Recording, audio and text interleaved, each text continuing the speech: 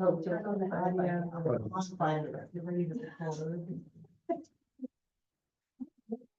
sure. What are you? I'm kind of saying you.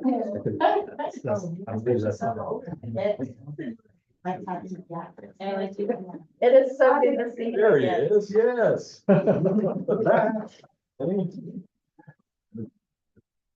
Would you like some water? Got water in my cup. Oh, thank you. I didn't know we held that out.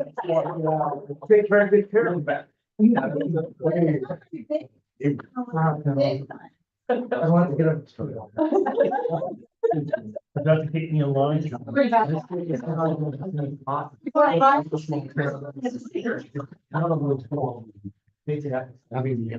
want to overwork, you know. Many years. And somebody forgot the rifles and that more where they come in on the truck and go to the school grounds. Basically, they were saying, "No, don't do that tomorrow." Yeah. So, Before we about starting on time, wait with everybody.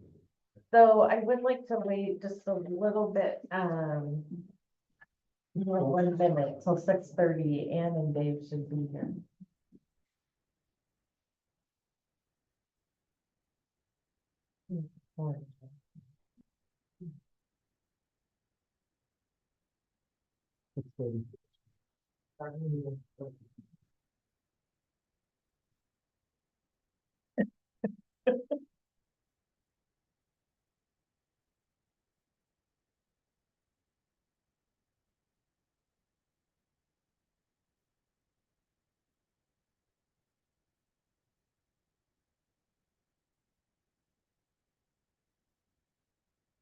I know everybody's really excited to get into this, but I think if we wait a few more minutes, just let's continue to show up.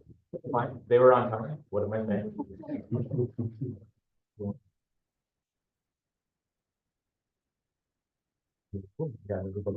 I know, this is so exciting. Guys, care for some water? Okay. Thank you. Okay. Okay, well, since everybody's here, I think, in my next script, I'm going to officially start the budget meeting, and let's go ahead and do the flag salute. I pledge allegiance to the flag of the United States of America and to the republic for which it stands, one nation, under God, indivisible, with liberty and justice for all. Yeah, it's really great to have everybody here, the mayor online. We're gonna start by electing a budget chair, committee chair. I know we went over that with training, so hopefully everybody knows what that involves. So I think we just need a nomination for somebody to be nominated to be the chair. They take over. I nominate James Aldrich, Budget Committee Chair. I'll second it. So all the train coming. Any discussion? Okay, let's have a vote. All those in favor of James Aldrich for Budget Committee Chair, say aye. Aye. Aye. All those opposed, say nay. It sounds like the ayes have it. I will pass it. To the chair. Remember this. Congrats, Audrich. Been a long train in 65 days. I just have to read this, right? First off, thank you. We received the budget message. So I'd like an overview. Okay. Administrator White. Yeah, thank you. So let's go ahead and start the PowerPoint.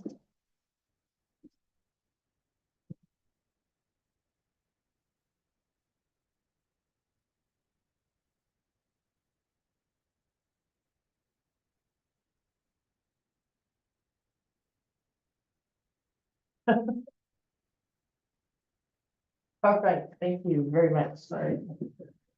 All right, welcome everyone, and thank you for your participation on the budget committee.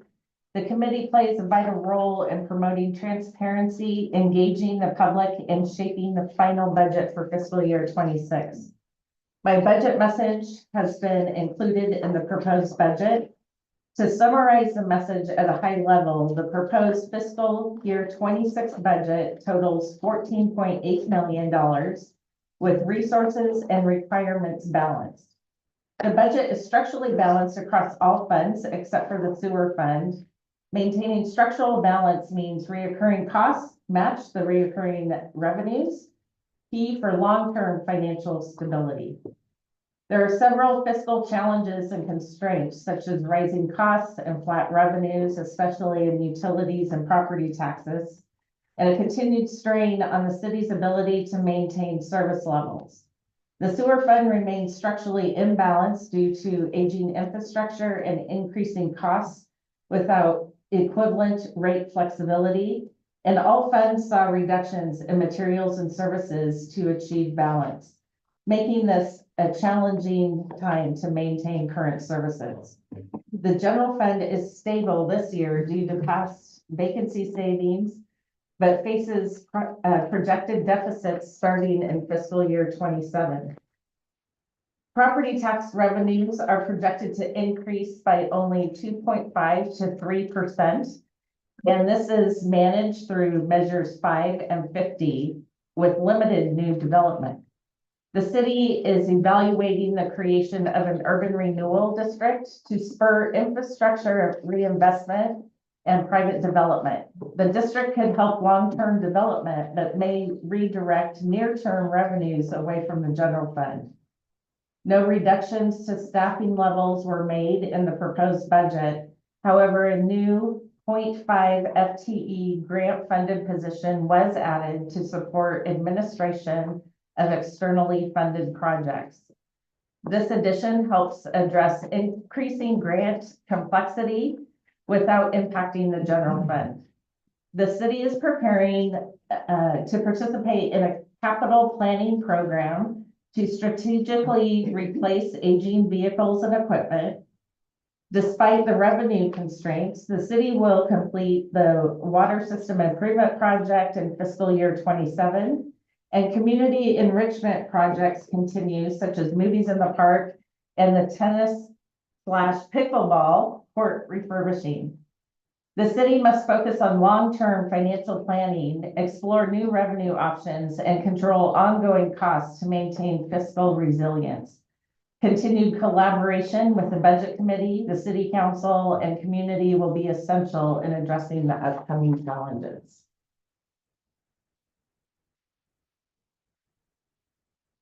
Under Oregon budget law, the Budget Committee is required to review and consider all proposed fund allocations, including the establishment and use of reserve funds, as part of the annual budget process. The committee's oversight helps ensure fiscal transparency, proper planning, and responsibility of use of public funds, and plays a vital role in promoting transparency and encouraging public engagement. Your review, discussion, and potential revisions help ensure that the budget reflects the community priorities.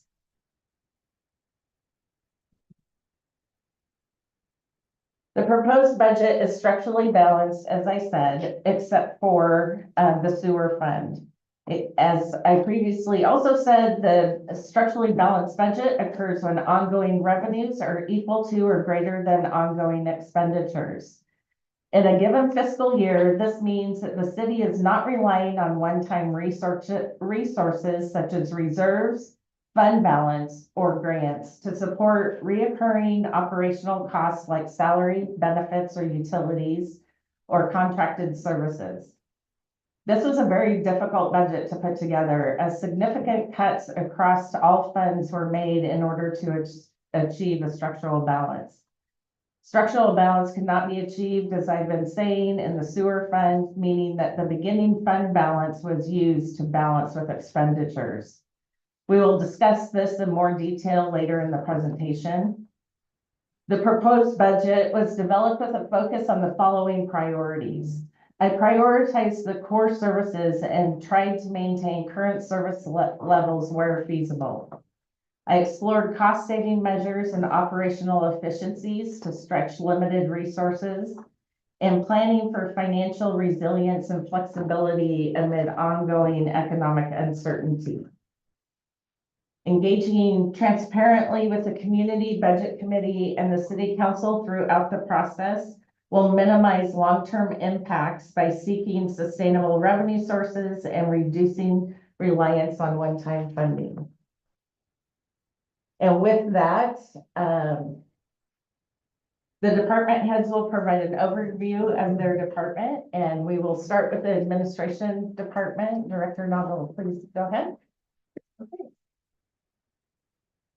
The general fund is the largest and most complex fund of the city. It accounts for all revenues and expenditures that are not allocated to other specific funds. It supports the day-to-day operations of the city, including administration, the police department, municipal court, the parks department, and community development activities. The divisions under my oversight include city administration, municipal court, city council, and community development. The Hubbard Administrative Department is responsible for managing the administrative functions that support all aspects of current city services, from water and sewer provision to public safety. As the primary point of contact for individuals seeking city services or information, the department plays a central role in communication and service delivery. The administrative staff provide essential support across all areas of city government, including human resources, payroll, accounts payable and receivable, records management, elections, land use coordination, and overall service to the public.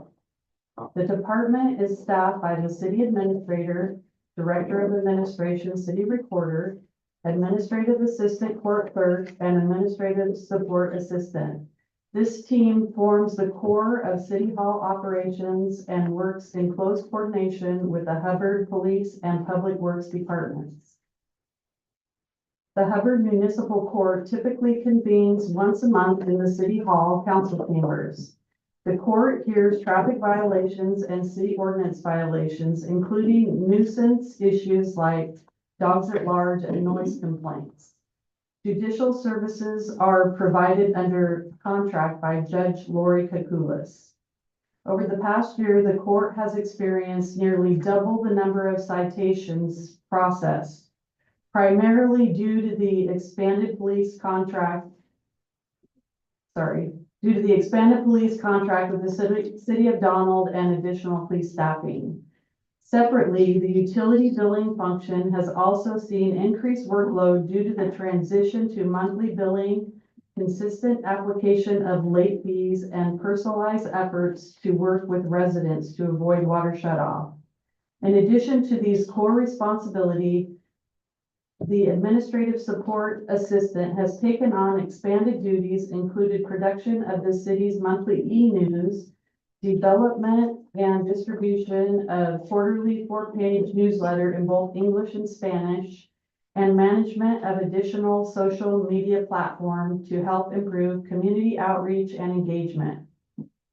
While I understand the financial deficit trend the city is currently facing, the growing demands in both court and utility billing, as well as the increasing scope of communication responsibilities, highlight a clear and pressing need to transition the part-time administrative support assistant to a full-time administrative assistant. Currently, this position focuses increasingly on utility billing, while the existing administrative assistant court clerk devotes more time to the expanded court docket. Although both positions are cross-trained, establishing full-time roles with a primary focus on either utility billing or municipal court operations would improve efficiency, streamline internal processes, and ensure strong customer service and communication with the community. The City Council area plays a vital role in adopting local laws, setting the city's direction, and reflecting community values in policymaking. The council consists of a mayor and 4 councilors and serves as a bridge between residents and their government. This fiscal year, budgeted funds in this department have been reduced in professional services and intergovernmental services, which include legal counsel, community service programs, and staff/community relation efforts. The Community Development Division oversees land use and growth management in Hubbard.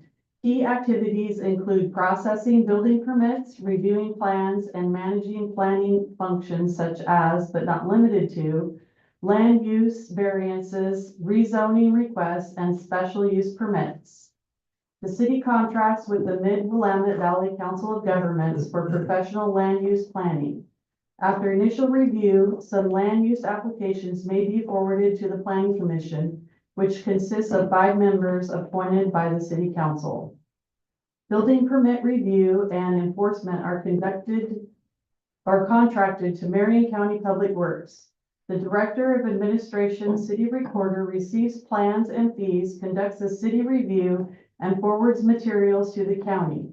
Once approved, the permit is returned to the city for final verification and issuance. The purpose of this division is to support thoughtful growth and development while preserving and enhancing Hubbard's quality of life. We focus on managing development within the urban growth boundary, or UGB, and ensuring infrastructure, parks, and economic efforts benefit residents while minimizing negative impacts. The city has completed both an economic opportunity analysis, or EOA, and a buildable lands inventory, BLI. The EOA assesses and plans for future employment land needs within our UGB, helping ensure an adequate land supply to support economic development and job creation. It links land supply planning with infrastructure, public engagement, and coordination with state and local governments. The BLI evaluates how much buildable land the city has to meet future housing and employment needs through 2045. These studies are essential to Oregon's statewide planning goals, which require cities to maintain at least a 20-year land supply. Both the EOA and BLI will be presented to the Planning Commission and City Council during a joint work session scheduled for June 17th. Once these items have been adopted by the council, the next step will be a comprehensive plan review and update, which will incorporate both studies to shape Hubbard's long-term development strategy. A comprehensive plan is a long-range document that guides how a city will grow and develop over 20 or more years. In Oregon, every city is required to maintain an up-to-date plan under the statewide land use system. Due to budget cuts, this next phase will rely on grant funding. One of the major projects that this division has worked with is the city annexed approximately 54.06 acres into the city limits. 20.39 acres zoned R3, which is high density residential, and 33.68 acres zoned R2, which is medium density residential. On April 18, 2023, the Planning Commission approved the Bear Creek Plan Unit Development, which proposes 321 dwelling units on 201 lots, including detached homes, townhouses, duplex, and apartments. The PUD includes 18 acres of open space, sensitive resource areas, paved and gravel trails, benches, and a public park with a play structure and play field. Infrastructure plans include streets, water, sewer, and storm systems. On April 16, 2025, the Planning Commission approved a 1-year extension for the project. Once completed, the Bear Creek development is expected to generate significant property tax revenue, which could help address the city's projected general fund deficit. However, this revenue has not been forecasted in the fiscal year 25-26 proposed budget. This property is proposed for inclusion in an urban renewal district, as noted in the budget message. I support the long-term vision for the URD and recognize its potential to stimulate future economic growth. However, I caution against moving forward at this time. Since the annexation of this land in 2018, the expectation by both staff and prior city councils was that its development would enhance the community and provide much-needed general fund revenue. While a URD can promote redevelopment and infrastructure investment, it does so by diverting future property tax revenue into a separate district fund. Implementing a URD now during a time of financial strain may not be fiscally prudent. Redirecting new tax revenue away from the general fund could worsen the city's current budget shortfall. With rising operational costs and limited revenue sources, we must be cautious about limiting flexible, unrestricted funds. That concludes my report. I appreciate your time and I'm happy to answer any questions. So I have a question just for clarification.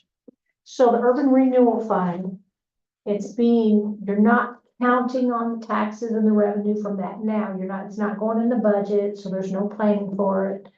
You're gonna wait until it actually starts building and then you can plan for it. So let me answer that question. So we're in the middle of what we call the research and implementation process. So council gave us the head nod to move forward with researching the urban renewal district. And it's actually its own separate entity agency if adopted.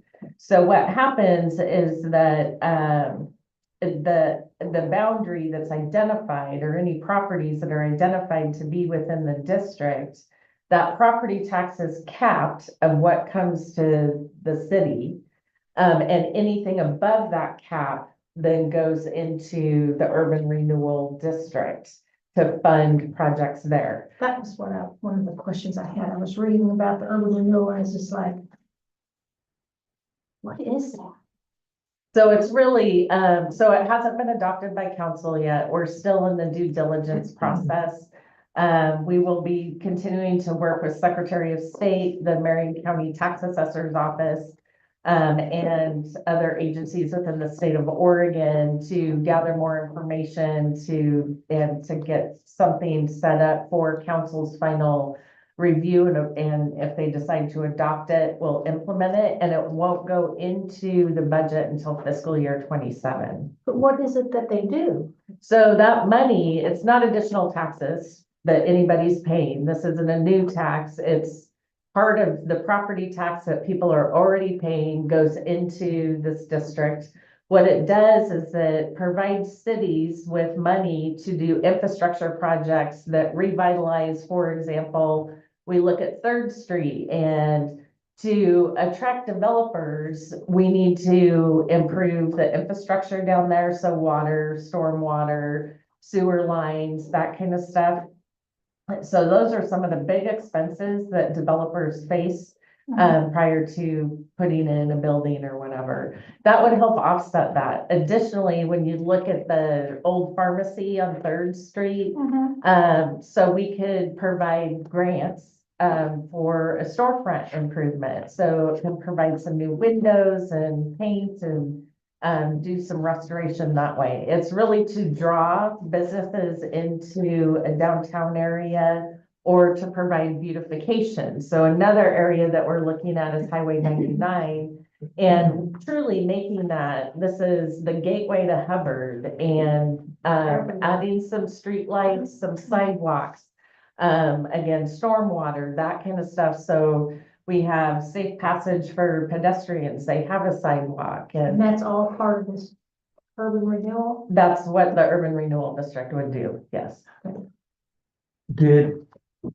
I didn't know that urban renewal was for new housing developments as opposed to trying to revitalize maybe a less fortunate area.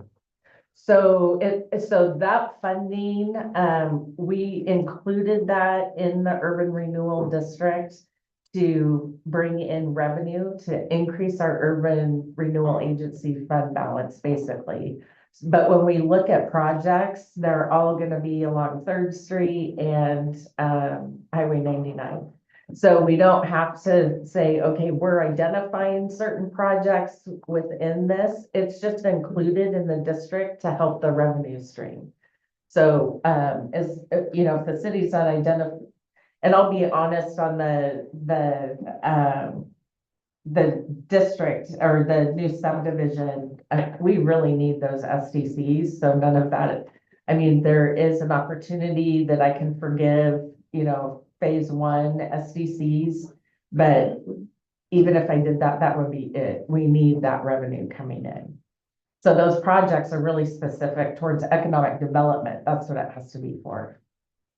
So other than the Bear Creek development, what other urban or potential areas have we identified that could be bringing in Can more? I take that sign down, the map that's on the wall in the hallway? Will it rip it?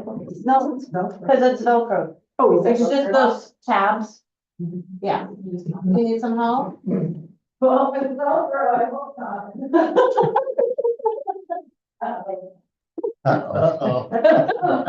We may need some public works. Oh, great, more added expense. See this. So this If is I, a if I could speak, boundary. This is again not been approved. And Mayor, I'm showing the map that we displayed at the open house. wonderful. I do want to point out real quick, though, just so everyone in the room is aware, the map you're seeing right now is not, please correct me if I'm wrong, but not the final one. It is the one that was lately proposed, but I know we're still making some adjustments. Yeah, so this is all the dark, the brown tannish areas. That's what's being included.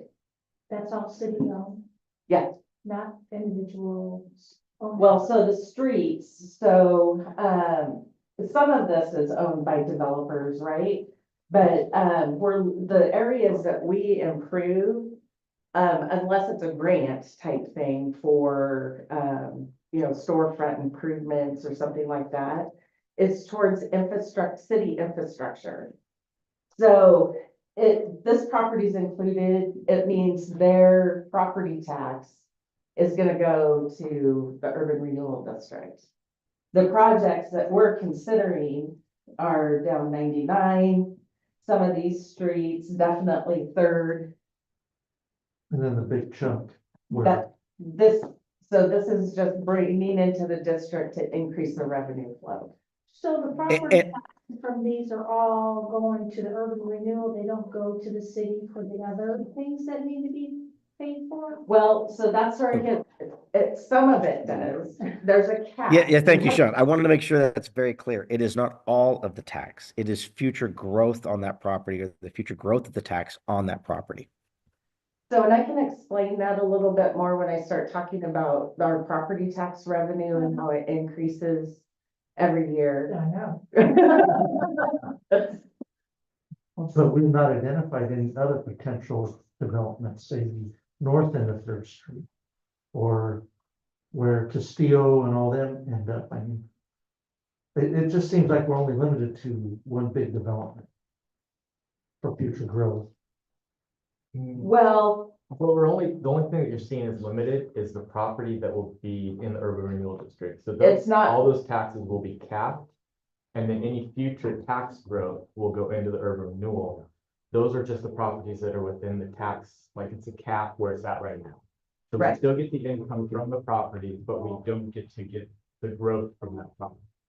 and I have to say, so urban renewal districts are only allowed a certain percentage of the city. So we can't go, sorry, any bigger than this. So you say tax cap, that means their taxes are capped, but everybody else's isn't. No, so the tax is capped what goes to Hubbard. I need water. So as an example, let's say there's a piece of property that this year they're paying $100 taxes on. Right. And then we institute the urban renewal district. We get that $100 every year from that piece of property. The value of the property goes up 3% per year. It's that 3% increase that goes into a new pot of money to do these infrastructure improvements. So we still get that $100, through the life of the urban renewal district, which runs between 10 to 20 years. We're looking at 15 to 20 right now. So the minimum would be 10 years, but realistically, we're looking at a 15 to 20-year life. So it's just the growth of the property tax that goes into the urban renewal district. We still continue to get that $100 throughout the life of the urban renewal Or district. just other tax that keeps going up, that goes to the city for That- the other projects. Well, that goes into that urban renewal district pot of money that we can then draw out of to put in a new sidewalk, put in a new storm drain, put in, improve the streets, things like that. That's, it's just that increase that we lose for that 15 to 20-year time frame. At the end of the time frame, then we get all that increase begins coming back into the city. And it's only for those properties highlighted in the beige brown. So, and so that the idea is that gives us a future monies to do improvements on, there's a couple of different ways of funding that. One of them is going out with bonds or something like that for that 15 to 20-year time frame. That gives us money up front, but it's that future growth that we pay off the bonds. That allows us to do the development earlier in the process, get the new businesses coming in, say, oh, look at that. We don't have to worry about the storm drain. We have a nice sidewalk. We don't have to worry about putting in that sidewalk, that type of stuff. So that makes it more attractive for businesses to come downtown Hubbard, to come down to 99 and do that development. And that's the way So the way does it's that going. work for the developers of like subdivisions? They get to take advantage of this, the storm drains and stuff going in? To a certain degree, Are they that's still going to stuff pay we're for it hashing all? out. Yeah. That's still things we're hashing out and we haven't gotten quite that far yet. But yeah, that we may cover a portion of that, or if we give some of the SDCs on early portions of that. Again, that's stuff we have not decided yet. Okay. Many other cities have done that. Mhm. Woodburn had a 20-year one, and when they remodeled the fire station, they didn't have enough money years ago, so they came to the urban renewal and said, hey, we offset this much. And they were able to get that money back to finish some of their projects. And so it's not like we're not gonna have them, but it's not gonna be coming to the city. It's just people can apply to the district, the urban renewal district, and say, hey, I want to do this, A, B, and C. Then they get some assistance that way. It's just, I was wondering how the new subdivision fits into this, but that makes sense. Yeah, the Because you need to project. have a bigger pot. You need to have that revenue. Yeah. Okay. Did you have a question, John? I don't know if I'm already supposed to know this or not, but I'm sorry if I am. So the brownish areas, the renewal districts, this pot that is created for that. Sorry about that. Yeah. It's legal. Is it generalized where, point A on the south side, revenues can go to point C on the northeast side? Or is it specific to each location where the revenue comes from? No, so what happens is that the properties that are highlighted there, it all goes into one big pot. Sorry. And then the city will, so technically the city council will be the board of directors for the urban renewal agency. And so they'll work with myself, Public Works, and we'll figure out, okay, what projects do we need to do as far as infrastructure, because it's really for economic development. So reinvesting into a residential area is not really going to help your economic development. So the discussions have been, we are going to focus that money to Highway 99, to 3rd Street, those areas where we could bring in businesses. It's distributed. Yes, it is. And it's just for businesses, new businesses. Yeah, so somebody couldn't apply to say, oh, I want new windows in my home. Yeah, They can I apply. like sidewalk fix. Doesn't apply that way. Okay. But that'll draw in more businesses than what we have now. Mhm.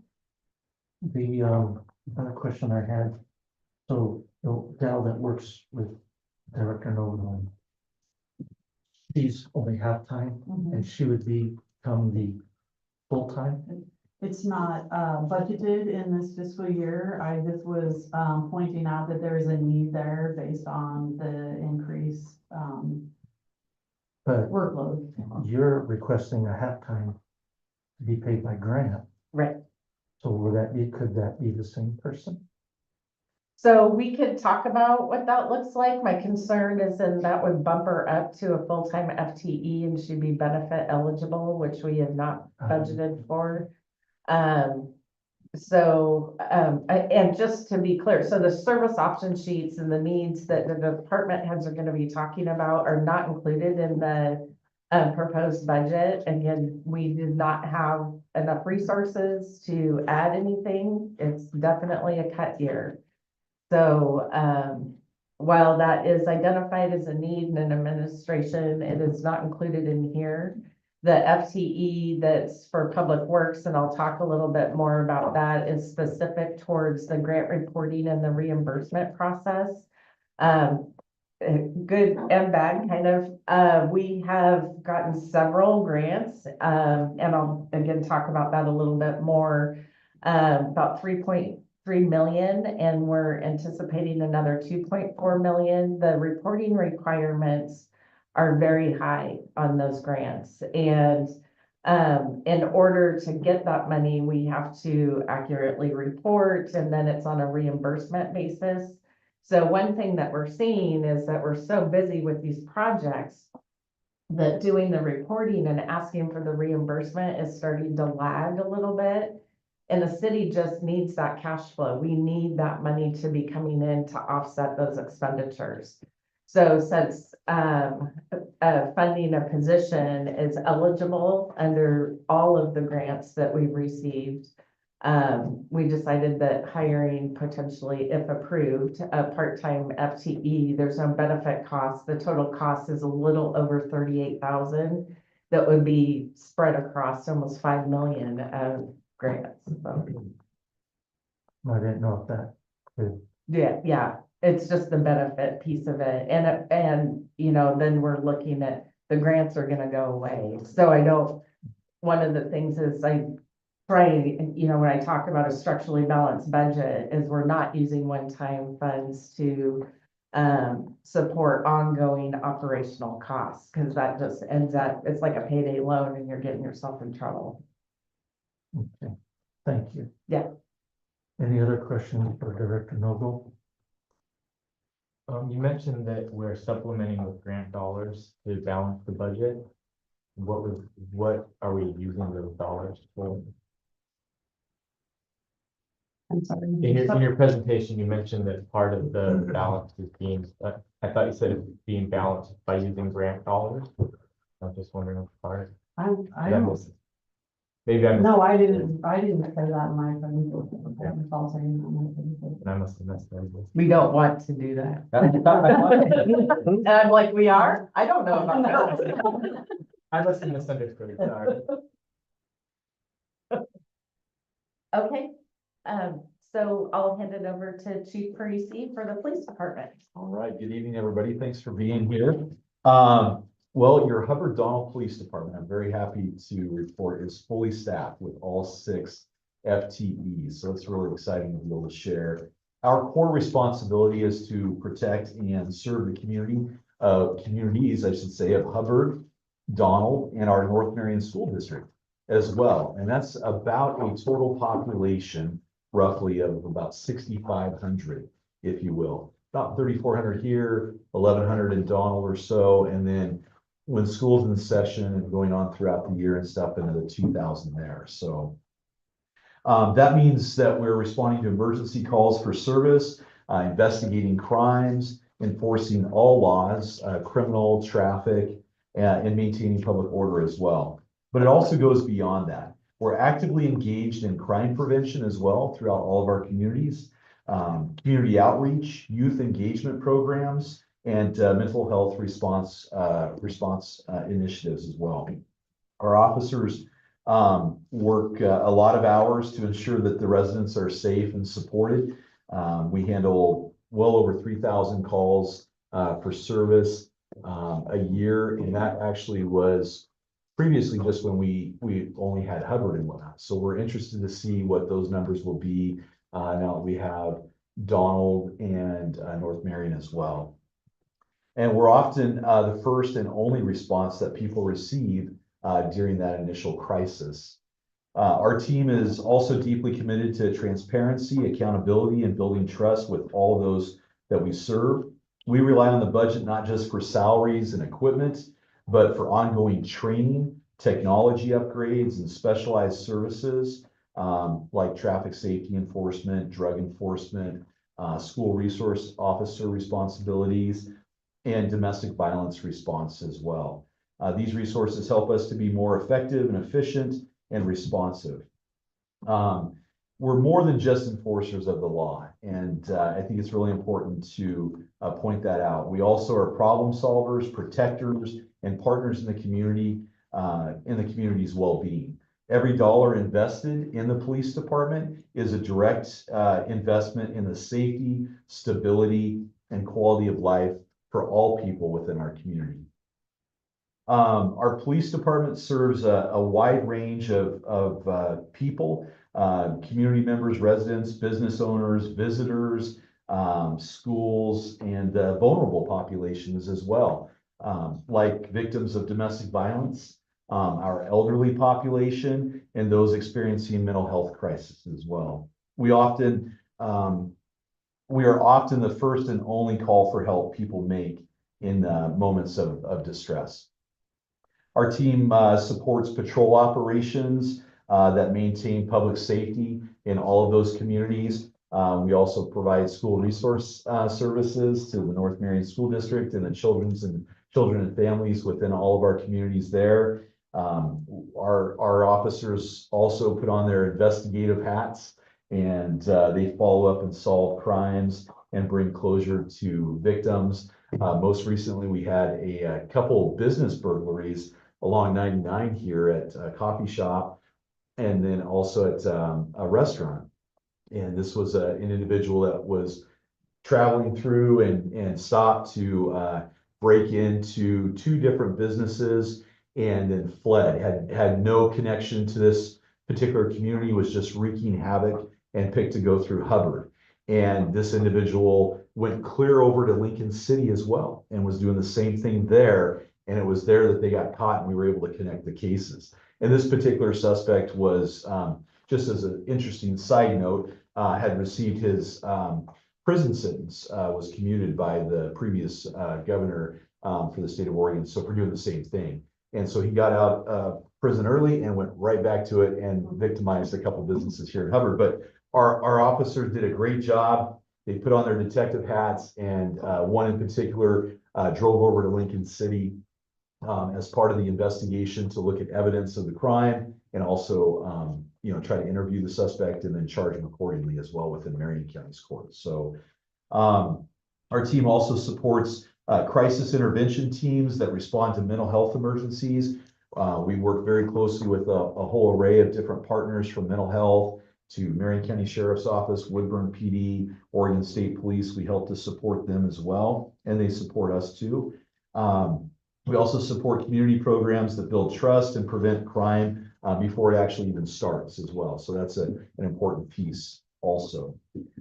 We also support other departments, as I mentioned, some of those other agencies, and assisting with large-scale events. We just recently participated in a human trafficking case investigation. It was a multi-interagency case, and we were able to loan out one of our officers to help support that. The actual investigation was focused in the Woodburn area, actually, or in Woodburn, I should say. And so we supported with that. And then also help coordinate other emergency responses and help train for emergency disaster preparedness and things of that nature Budget reductions, whether, to staffing, training or equipment, don't just affect our department. Internally, they directly impact the response times, officer vulnerability as well, and investigative follow-up, proactive work like traffic safety enforcement and community engagement, and also just being out and about and being seen and hopefully deterring criminal activity just by being a presence as well. These are not luxuries. They're core functions that keep our communities safe and help us build trusting relationships within our communities. And we understand the need for fiscal responsibility and are always looking for ways to be more efficient. But we ask the committee to consider the long-term effects of reduced support on public safety, also the morale of our officers and the quality of service that we're able to provide. There's a lot of money, as you can imagine, that goes into the outfitting and training of police officers, and it's pretty expensive. So once we make that investment, we're trying to build a sustainable culture here that they're going to want to stay and serve in. And we've seen actually some good fruits of our effort already, where some folks have actually come and sought us out for employment while leaving a much bigger agency that paid more. So because of what I think they felt they could get from working in a smaller community and serving here. So we're committed to being responsible stewards of the public's trust and resources, and we look forward to working with everybody to keep our city safe, resilient, and also prepared. Every dollar allocated to the police department supports essential public safety functions. Cuts to the budget would not just reduce line items, they would impact real-world services and all of our people within the communities also. Some of those impacts that might be felt potentially could be reduced staffing and slower response times, limited investigative capacity, decreased community engagement, training and equipment gaps, and impacts on morale and retention, as I mentioned before as well. So we understand that tough decisions must be made, and we're always open to finding efficiencies.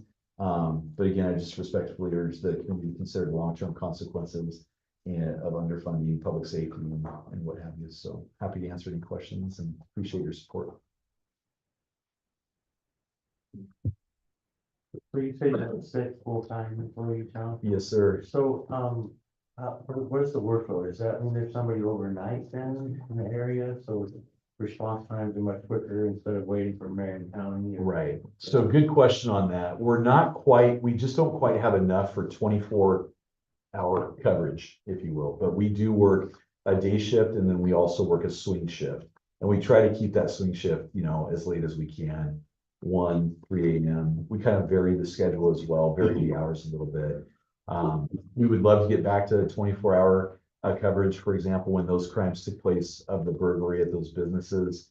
I think it was like at 3:15 in the morning or something like that. And so we would love to be able to go 24/7 as well, but right now we're just not quite there. We're also balancing that too. We'd love to be able to have 2 on a shift to help support one another and for officer safety and responding to calls for service, backup, and also just to reduce the liability and increase accountability as well. Because if there's more than just one person working, they can really feed off of each other and help each other and ask questions and, help one another to make good, solid decisions. I mean, they know they can always call us as well when we're on call and things of that nature, but I think it's much better when they're able to work together too. Yeah, John? No, don't be good. sorry. So, are the calls of service for Hubbard comparable to the average national Oregon average calls of service per capita? Well, that's a good question. I'd have to do a deeper dive into that. I know it seems to be like we'll see a spike or an increase in calls too, sometimes like during the summer activities, when school gets out, things of that nature. But yeah, I'd have to get back to you. Yeah, it's a good question. I would think that in some degree it would be comparable, that in Hubbard being a small town, True. we might do a lot more small call stuff as opposed to a larger agency such as Portland, where they wouldn't even bother to pick the phone up, Mhm. you know? That's So, that's a good. We have a much greater opportunity to interact with our officers locally than you would anywhere else. Yeah, we definitely have a community policing approach, so I guess the realistic comparison, sorry, would be with other towns similar size, not with Portland or Dallas or whatever. Thank you. we can get back to you on that. Yeah.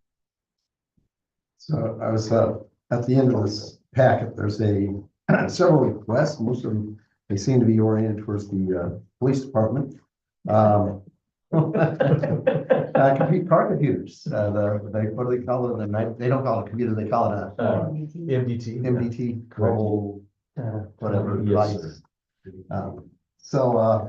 Are we looking at replacing any of those this, fiscal year? So that is one of the things, I'm working with our IT support, team out of Kaiser on a computer replacement schedule. These would be part of that. Okay, I was just looking, request on the e-ticketing program.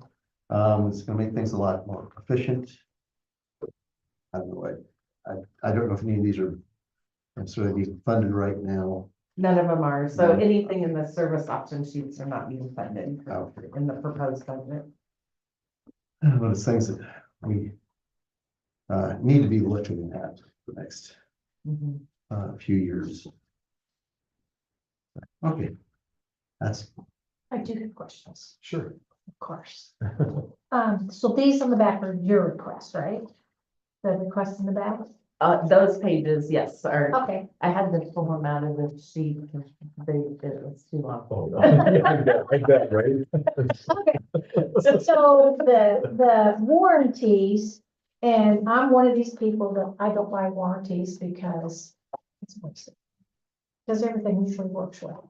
So have there been problems while they've been under warranty where you had to constantly get them fixed? Or have they been running just well and it's just at the end of the warranty period?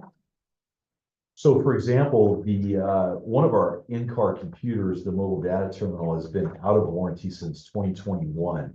That one we are having reported problems with, substantial problems. It's currently assigned to Sergeant Anderson. He has that computer and he's constantly losing service. And it's just, yeah, it's. So that'd be the first one to get replaced. But even though the others are getting close to running out of warranty, are they running okay? So they can stretch it a little longer? Yeah, I mean, so far. So that it could be budgeted in and get one at a time as they go, okay. And then what is electronic ticketing? So e-ticketing is, officers will, instead of writing a ticket, Yeah, they actually are able to do it in their car on the computer, and it uploads all the data into a ticket that you can then print out and then give to the person there. And it's something that actually allows for, it's better officer safety as well, because somebody doesn't have their head down in their lap, filling out the ticket. And it also talks to the court clerk as well. And the information, as I understand it, is routed to them for court and things of that nature. so he still has to input other information in the car? Well, a lot of it, once you run the person, it will auto-populate and transfer over to the actual e-ticketing program. So the person that's getting the ticket, they would get a copy of it or an email? No, a copy. A copy. Yeah, it prints out. Like a receipt. Right. Gotten one. Okay. But if you get somebody not in the system, the way that our country is right now, you get people that aren't even in the system, he's still gonna have to input the data and everything on whatever you get for ID. Yeah, through my years, most everybody that we encounter is in the system. Okay. One way or another, either through this state or through another state. And then, yeah, we're able to use that information to populate. It's cool. Yeah. All right. That's a good idea. There again, that's the end of the warranty. Are they still working even though they're at the end of the warranty? You know Or are what? they being- I'm concerned about them, yeah. We just had to buy new batteries for them. Which was like over $600. I think we only bought 8 batteries, so we have a couple extra. No, they're, I don't know what they are. Your batteries are. It's time to take one out. Yeah, no. Try one? Yeah. I'm sitting right next to you, don't do that. No, I promise I won't. It's interesting to know though, on these tasers that we currently have, these were currently handed down to us from the Tualatin Police Department. And that was when they went and purchased new tasers. And so these were handed down to us at the time. And they have, let's see, yeah, so the warranty period ended at March 24, and they're no longer being supported. So like, for example, if we do have a deployment, I can't even get there's this cord that I would have to plug into the computer to download critical information for our report that goes along with the use of force justification. And, it corroborates how long the person maybe was tased. And it's so, I can't even find a cord right now to, if we did have a taser deployment, to get that information included in the report. Tasers a lot. Well, we hope not. Yeah, unfortunately, I hope He's just not. worn out from overuse. Oh, no. You just have an officer use a stopwatch. No, yeah, Yeah, and kind of going down that route, I would be concerned about liability issues. correct. You know, if somebody becomes injured or, unfortunately, there are people with certain conditions where they may actually, it's a less lethal option. It's not truly But that's where the non-lethal, updates come in to make it less lethal. and so you always have that possibility of injury or death. And if it's out of warranty and you can't document certain things, and that does That unfortunately does make a happen, difference, yeah. then you have liability issues. I was gonna say that as well too. Yeah, the technology advances keep up with nowadays compared to the newer tasers that are out there is just amazing. Same thing with the computers. Our company's always going through computers. We have to get them replaced every few years because all of a sudden IT is always busy. They just get slow. And then one other question, I thought I see something, on the rifles. Yeah. Stupid question, I know, but you're getting new rifles. What do you do with the old ones? Do you sell them and put that money back in the kitty for the new rifles? Okay, same thing with the vehicles. I seen the request for vehicles. Do the used vehicles get sold and that money go toward the new vehicles? Yeah, so what will happen with those, some of them are so old that we'll get hardly anything. Used But- cars are kind of valuable nowadays. So it'll, so through the capital leasing program that, we've identified, so those old vehicles will be submitted to the dealer, or turned into the dealer. They give us a credit on whatever new vehicle. Oh, you just don't sell them outright? We don't, some of them, especially some of our older ones, we would not. There's a liability issue that our insurance provider gets worried about. They'd rather just have us turn them in as a trade-in type value and go from there. They take the oldest one at the bottom of the heap and get rid of it and move the next one down. And then That's a used vehicle. Everybody buys used vehicles. some of these. You should see how much use these things get, these public vehicles. As is. I mean, look, that's rough. Sell it as is. I buy used. I would rather buy used and maintain it than I would a new one. You don't think of Hubbard being very big, but they're doing a lot of miles. Yeah. You know, Yeah, 300, 400,000 miles is, that's a good thing. Mhm. Okay, that's Well, why I was just so wondering worn if things got sold and put back into the kitty to help offset the cost of the new things. So definitely the police equipment, definitely. So like they just, last year they got new, firearms. The old firearms were sold and that was put into their automatic. Okay, yeah, I just I get didn't know if another that ever happened or not. Okay, So really for us, the nuts and bolts is gonna be us discussing right after we hear from Public Works, right? so then I'll finish up, I'll go into my budget review and then we'll have further discussion. you know, the service option sheets that are attached, none of that is in the proposed budget. We're gonna talk a little bit about something, the radios for the police department that is not in the proposed budget, but something that we are actively working on. So, I do have one more question before we get started. Do we shop around to find the better deals on anything and everything? Everything. everything, well, Shop we're, around. we're actually required under state of Oregon To shop procurement around. law, yeah. At a minimum, we have to get at least 3 quotes or 3 Okay. bids. And then depending on the dollar threshold of the project, we have to go out formally for, yeah, Okay. so absolutely. Our family's big into Groupons and coupons and shopping for deals. Yeah. And accounts. We might be able to buy some tasers on Groupon. You never know. Decent baby on eBay. Okay, committee chair. On that note, even some of the paperwork that we've distributed to get one of the grants, I know they used a coupon to go have the stuff printed out, so. They Yeah. do a great job of That's true. even using I'm all coupons about when saving. possible, and shopping for the best deal whenever possible. It's really impressive, the amount of work that the entire city goes through to try to save every dollar. Yeah. they can. It's amazing. Okay, Superintendent Oliver, go ahead. She knows I'm full of questions. That I do.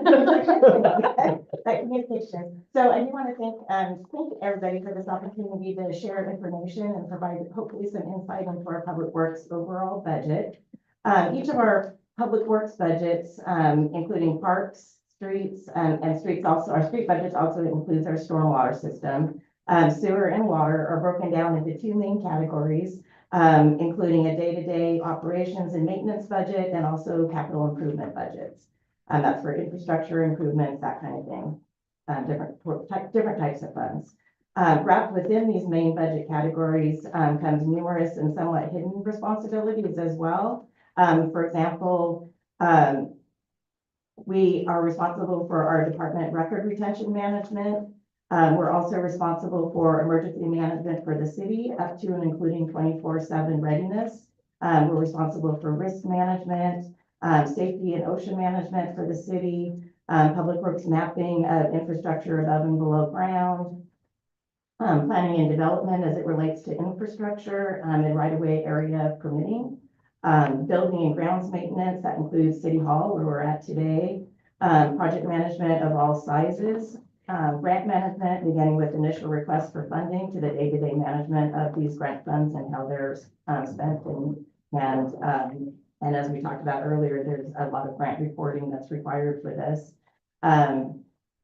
We're also responsible for meeting an ever-growing demand of already existing and constant new mandatory regulations that come from both local, state, and federal levels.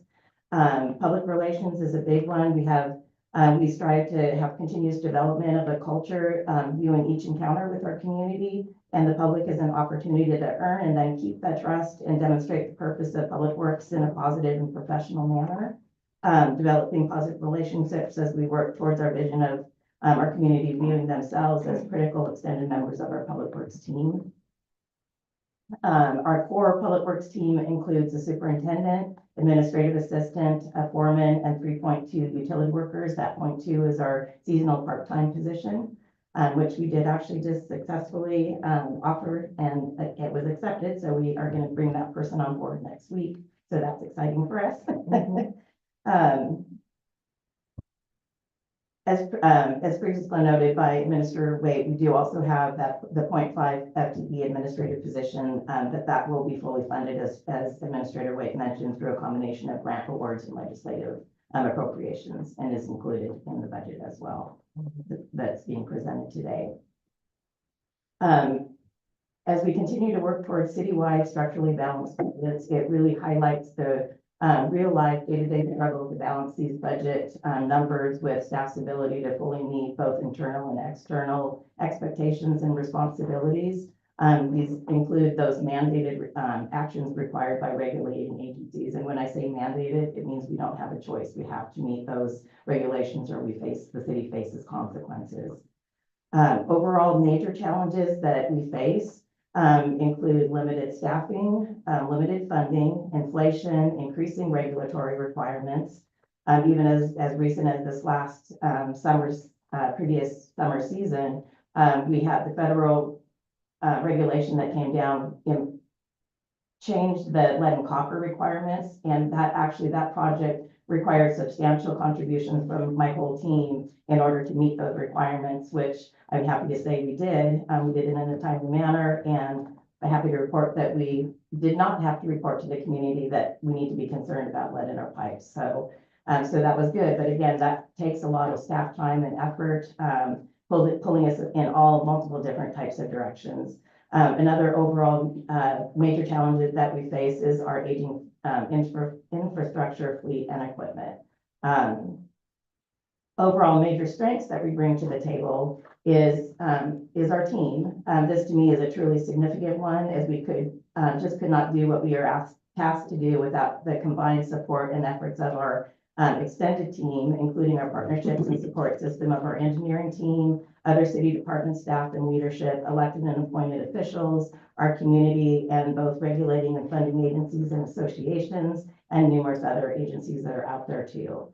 The presence and dedication of your core public works team, who continually show up every day and put their best collective foot forward in their work to accomplish all that we are tasked to do.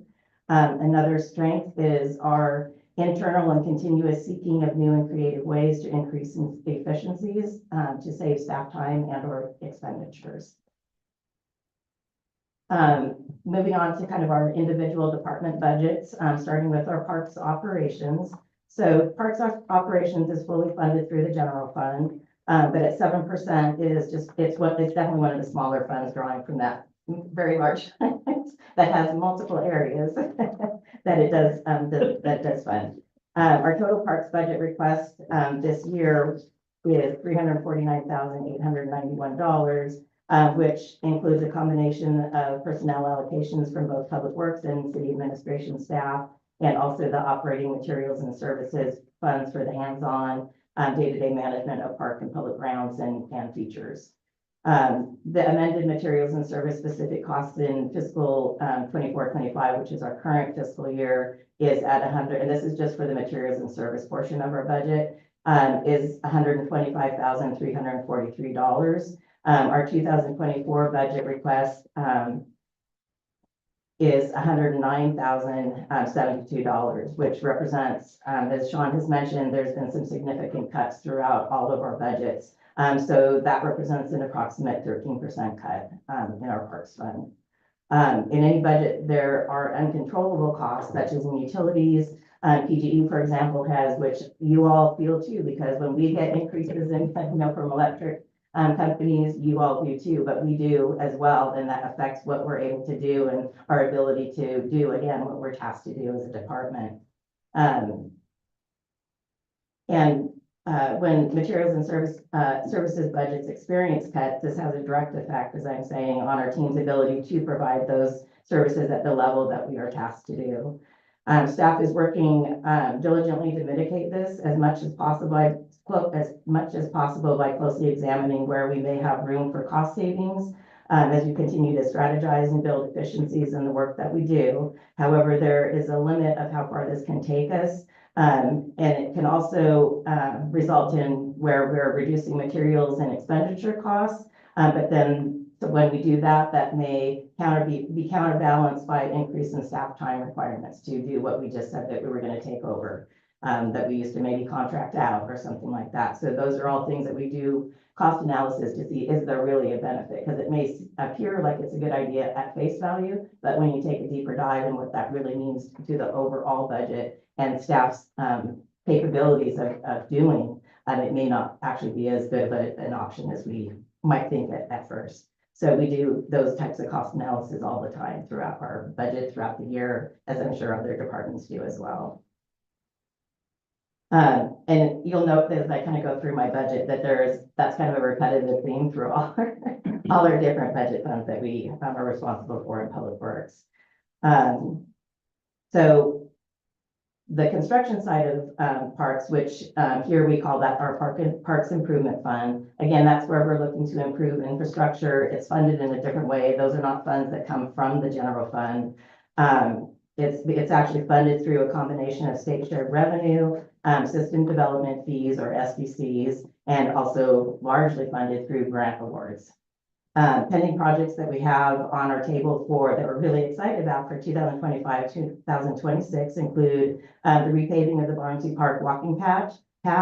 And just a heads up, that might actually, depending on how quickly our tennis/pickleball court keeps moving, although we did just get delayed a bit by all the rain that we had. So I will qualify by that, but we may be able to actually start that paving project of the path this fiscal year, but if not, it is budgeted for this next coming year. So the other project in Parks Improvement that we are also very excited about is the replacement of the very antiquated Rivinus Park playground equipment. And that was almost fully funded by grants, and then we have just a small match that city funds that are helping out with that project. It's exciting about that. We're going to reach out and communicate with our community kids, both here local in Hubbard, but also through North Marion, and kind of hopefully give them some hands-on ideas and get their feedback of what do they want to see. You know, as kids that actually use the equipment, we're hoping to get their ideas and kind of input that into our final design of that playground equipment. And another exciting thing that I think is exciting is we're shifting away from what we've traditionally used for the cushioning material, which is the softball chips. And this is actually going to have permanent cushioning floor. So, and that's part of the reason why, as some of you probably have heard, that we do, the only unfortunate part, we do actually have to remove 2 of our large trees there by that sign at the corner, just to prevent some of that, you know, needles and sap and that kind of thing from getting onto that permanent floor. So we extend the life of it. The other thing that is on our slate and this is actually split through all our construction funds, is again, you'll hear some of this is repeat but Parks share of the SDC methodology update. Again, that's the system development charges. Those are costs that developers pay to the city to ensure new development is responsible for their share of costs as this development occurs. So we're due for an update on that. So that is actually, we're moving forward now, and that we're starting to gather information that's required for the consultant in order to complete that. So parks, streets, and sewer and water construction funds all play a part in that because they all benefit from the SDCs that are collected for that. So again, for infrastructure improvements. And moving on to the streets.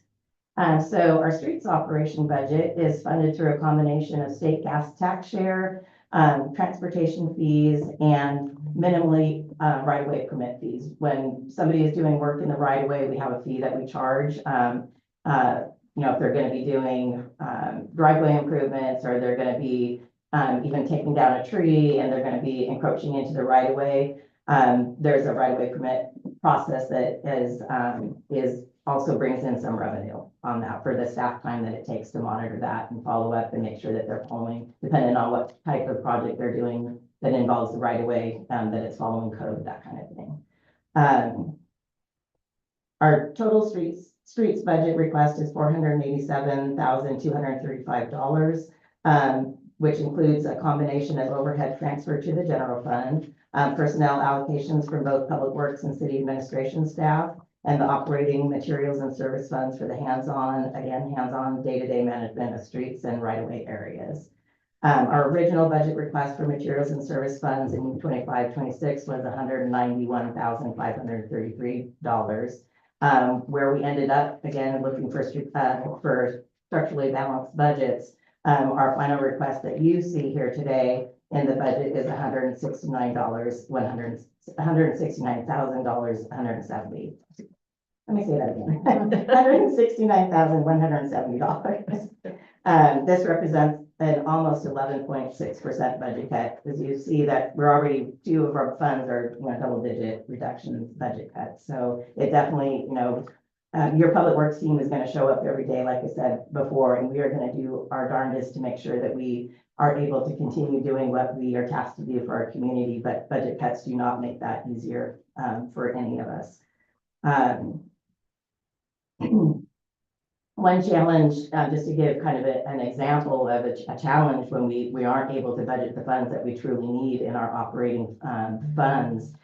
So is street sweeping. So costs have significantly risen both last year and this year in the street sweeping line item, which comes out of our professional services line item. And most of you may not know, but that work partly is aesthetic because we like to see our streets clean. We want to make sure that, you know, when people go walking, that they're not walking through, you know, debris, leaves, and unfortunately sometimes litter.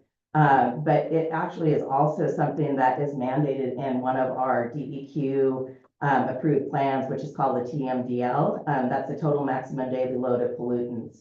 So we're actually required, and in our plan, we state that we are going to do street sweeping because what that does is it actually drastically reduces in a good way the amount of those, you know, leaves and foreign matters that you don't want getting into the storm drain system, which then travels slowly into our public waters, where here it goes into the Mill Creek, then it goes into the pudding, et cetera. So again, that's a mandated thing that we are required to do. And I have to submit an annual report every year to DEQ stating these are the things that the tasks that we completed per our approved plan with them. So, and there's a whole, I mean, it's a big thing, not just street sweeping. So again, that's, you know, keeping that up with the rising costs, again, very difficult, but it is something that's mandatory. So we'll be looking at ways to, you know, see if we can strategize. One of the things, you know, when I talked about cost analysis, unfortunately, our options, I feel, are somewhat limited on ways to reduce costs in that specific area. One way that your brain kind of naturally goes would be, well, what if we purchase our own sweeping equipment? But that's actually it's a one-time expense, but it's also those pieces of equipment are extremely expensive. And then there's also going to be the ongoing maintenance costs, and that time is required then because we're going to be operating it. So we're going to have to pull staff off from other areas where they're needed in order to do this street sweeping. Finding a suitable place to store the equipment is another thing that presents a challenge if we were to take street sweeping into the in-house arena. We're definitely limited on space, and in particularly covered areas such as the shop, which is where we would like to keep our critical equipment so that it's out of the elements. It increases the longevity of the equipment, et cetera. There's numerous reasons. It also reduces potential theft or vandalism, that kind of thing. So, and we wouldn't have room for it. So it really, cost analysis wise, it definitely, you know, that's really doesn't appear to me to be an option. So, but we are working as a team, and we're going to figure out how we can get it done. But again, a really hard challenge. So, and again, that's just one example kind of what we're looking at as we look through each of our line items in our public works budget, those types of things that now we have to look at, and how can we still make this happen with the reduced funding that we have and still very minimal staffing. As I mentioned, limited staffing is definitely one of our challenges as well. So, so moving on to street construction, this is somewhat similar to the park improvement fund. It's actually, that budget is funded through a combination of state gas tax shares, potential local gas tax, system development fees, and also largely grant awards as well. Pending projects that we have for 2025-26 includes the support of the city's local sidewalk improvement program and community partnerships by providing up to $1,500 in funds to property owners who are repairing and or replacing the sidewalks adjacent to their homes.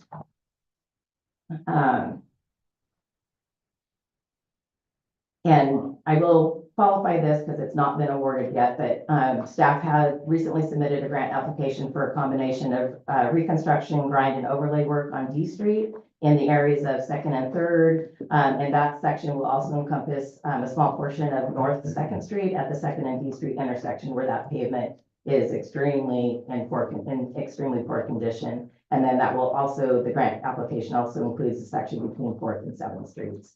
If funding is awarded, staff at that point would go before council to request acceptance of the grant and authorize the execution of the agreement. Cost estimates have also been completed, for both the first to second sections and third to fourth street sections. And if awarded and approved by council, those sections would be included in the request for bids. And again, that's for our part of our procurement process. We're required to, because that's going to be a substantial amount of money. So it's over the threshold. We go out for an official sealed bid process for that.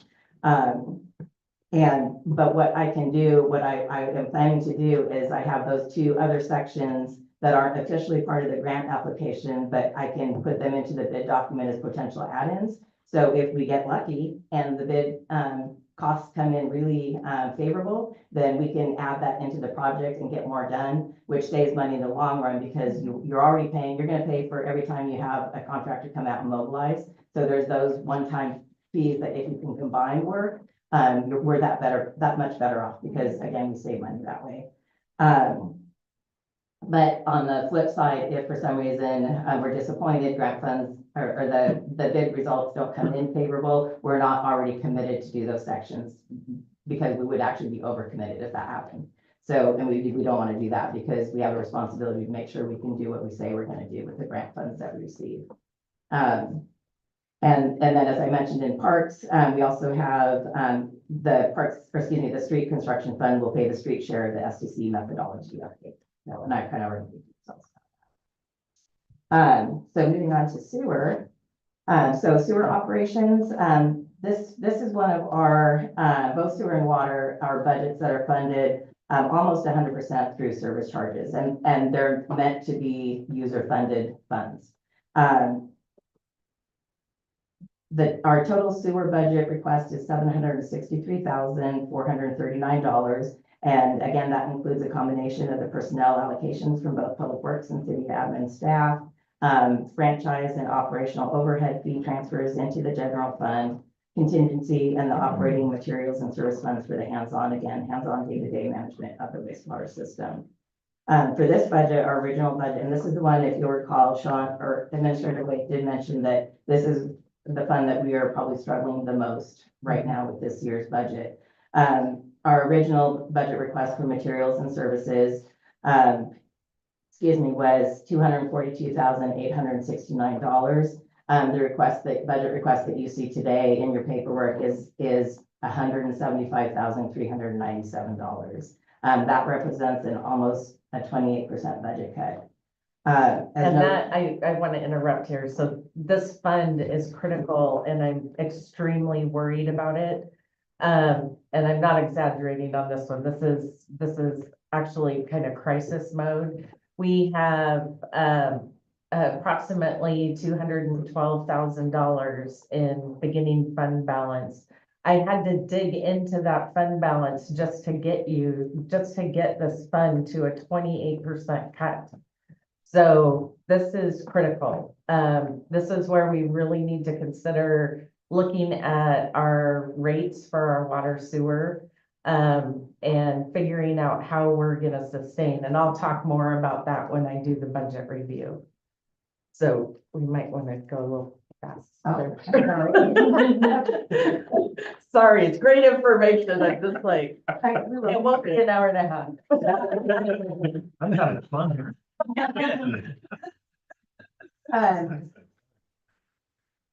So just real quickly, a really significant impact of the reduction in funds for the sewer fund is, as wastewater treatment plant, we deal with biosolids. We have to have some way to dispose of those. We're currently in the process of upgrading our system's dewatering equipment.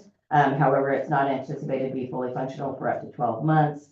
So in the meantime, staff continues to be limited in options to keep the plant running smoothly and within the limits, again, required mandated numbers that we have to meet with DEQ.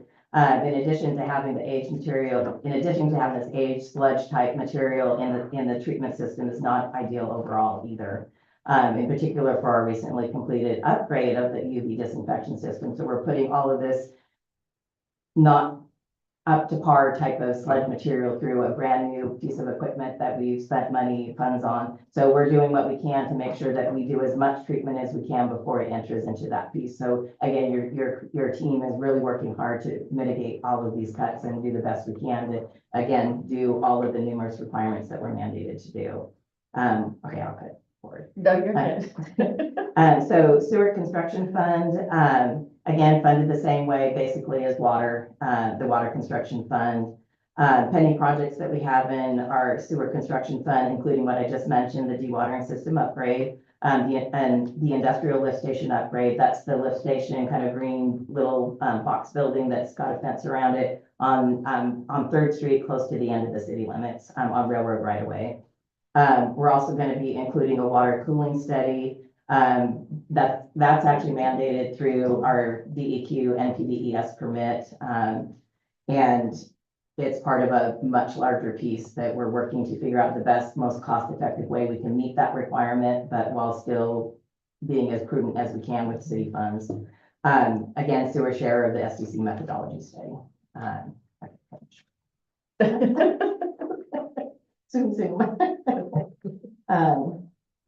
Okay, so water, this is my last budget. No, it's good. So water, but, excuse me, again, this is one of the user fee funded, budgets. Total water budget request for this year was $1,259,171. Again, includes the same type of, combination of the same type of expenses that we see in sewer and our other operating budgets. Original budget request for this was, for materials and services, was $256,907. The final request presented today is $220,000 and change. Again, another double-digit cut, 14.3%. Excuse me, approximately. We'll skip through. So I'll just move on to water construction. So water construction fund basically funded the same way that the sewer construction fund is. Pending projects are what you already see out and about, which is one of the first phases of an overall major water system improvement project, which is that piece of it that you're seeing out there right now is the distribution line piece of it for the upgrades. Still to come is the overall, or excuse me, is the replacement of well number 1, water treatment plant necessary and critical upgrades, and also the long-awaited static water pressure project, which I know you in particular. And again, it pays for the water share of the SEC methodology update. And just real quickly, so ARPA funds it's very similar right now to what it's funding as what our water construction fund is. We have city ARPA funds. I am anticipating that we're going to have expended all of our city ARPA funds by the end of this fiscal year, but we still have some carryover of our, we received a $1 million ARPA grant from Marion County. And that's also incorporated into the funding for this major water system improvements project. So I'm working with Marion County right now, as we speak, basically, on what our budget is looking like and what we're going to be carrying over into the next fiscal year. So. Okay, so questions for Public Works? They do a lot. They do. You have a lot of pieces of the pie. They do. I think as departments, probably the one that has the most pieces put together. I would agree.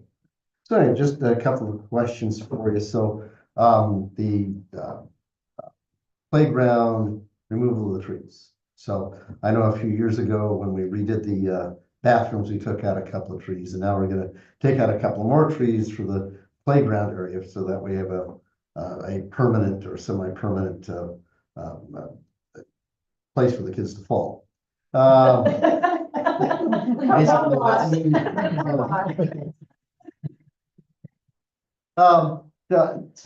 I don't know, can we do like some sort of tree replacement? You know, I just drug home a couple of weekends ago from a Oak Ridge's tree planting festival, a cedar tree. It's still in a little bag and it's still plantable. Is there any way we can like do tree replacement? I know we got other parks, maybe we can plant some trees. So now we're down 4 very large old growth firs. Can we, plant a few trees in some of the other parks to kind of offset that? I mean, I don't think trees themselves would be very expensive, and I'd be more than willing to donate my little cedar tree. So, that's one thing, so I mean. I appreciate that. That's a great thought. And that's definitely something that we could look into and see what that would take and where would be best placement, what types of trees. So there is a lot of background research that we want to do, but I love that idea. I Yeah, think that's so, great. Because we're just slowly taking out these big, beautiful Right, yeah. trees and I just, some sort of replacement for them. And then the sewer cooling, we've been talking about that for long as I can remember, 15 years anyway. And so it's an unfunded requirement on us. I just, I don't know where we're at with that, and are we looking at refrigerating it, trying to cool it through refrigeration? That was one of the options. It was kind of expensive to do it that way. I'm just thinking that, if you could just do a underground series of pipes and just let the ground cool, if we can just kind of pump it through a series of pipes underneath, the ground. We wouldn't have to, I don't know how expensive that would be. That might be another option. So I don't know, where are we at today? Are we buying credits?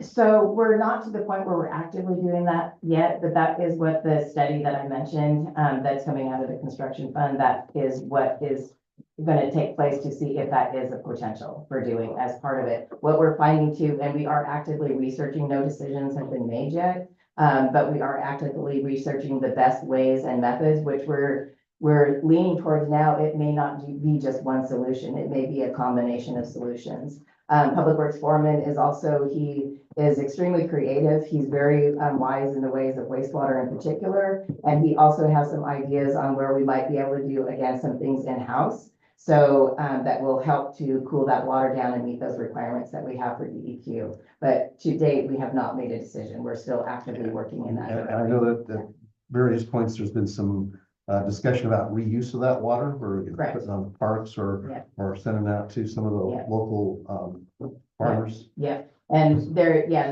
that is definitely something that we've looked at too. Not necessarily a downside, but one of the factors we have to consider with that type of a solution though, is right now we're at a certain level of treatment. If you start applying some of that material into public land, especially where, parks, that kind of thing, we have to increase our treatment capabilities to a new level so that we're allowed to do it basically. So it doesn't mean we couldn't do it, and it's definitely something that I'm actually really for it in general. But we haven't done a complete cost analysis. But for one thing, there's a little bit of an ick factor we'd have to get over, but also whether really when we do our full cost analysis, is that going to be feasible to upgrade our treatment plant level, to be able to do that. So, but yes, there's actually numerous options that right now we kind of have in the pot. We're mixing together and kind of see what combination is going to work best in the most cost effective way for the city. I was just thinking, so just an underground network of piping, and you run it through that and allow the ground to cool. And that's something that actually Foreman, Mike Krebs, that's part of the idea that he's kind of articulating as we are working on other things too, but as he can, he's working on that as well, so. Okay. Right now. Did our solids go up in price based upon not being able to spread them out at the farm? The cost of disposing of them. So, once we get the dewatering equipment in, then no, we're actually going to be in a better place financially with how we're disposing of them. We're still a ways out from that happening. But the hardship is between now and when we actually get that equipment. So we, in a best case world, what I was planning to do is do some procurement for actual hauling away of just the liquids as they come in. We had just a testing the waters quote of 32 cents a gallon. Between now and when we actually anticipate having the dewatering equipment up and operational, we would need to dispose of approximately 180,000 gallons. So that was something, but again, budget issues.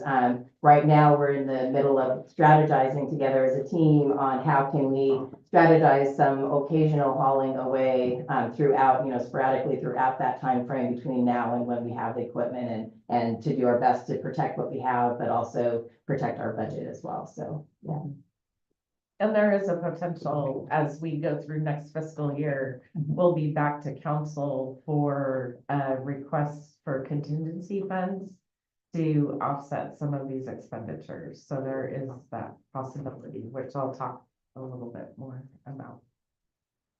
I got a quick question. How cool do you have to get it, and where's it at now? That is a great question, and I apologize. I would have to pull my documents to confirm for sure. I think you can apologize. do it with I this. can't actually pull that information and I can. I'd be kind of curious. Yeah, that's a great I question. think we can fix it. I should have that with me and in my head, but I'm sorry. No problem. Mix it with what? Ventures.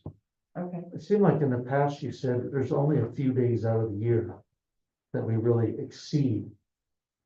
It's not an all the time thing, but those super hot days, it seemed like. when Right. we Brought this up a year ago or Right, two. yeah. It was these days that are, we're in trouble. Mhm. And we did, as you said, we have been talking about this for a long time and we've actually been saving for it. Part of what is paid with utility bills is a fee that goes directly for these wastewater infrastructure improvements, including the cooling piece of it. It officially became a requirement when our last NPDES permit was, went through the process with DEQ and was approved. And that's what starts our clock really ticking of, we have this much time where we need to make sure stuff is happening, so. Should I start just sticking ice cubes down my drain?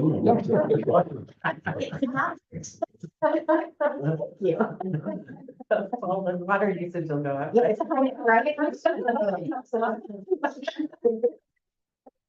Drinking water. Yeah. It's strategy. One question. Several areas of your budgets you guys covered that have double digit cuts. Do you know what your total numbers for all the cuts amount to? Altogether and all, I didn't add up the total, but it was those individual numbers that I provided. I can certainly do that. Well, I if you kind of want have to an move on, then I overview can- first. Kind of curious. Overall, How much so- the whole department got hit. Well, so all departments got hit anywhere between 10 and 28%. So in general fund, it was 190,000, just in general fund alone. And then all others were between 30,000 up to about 75,000.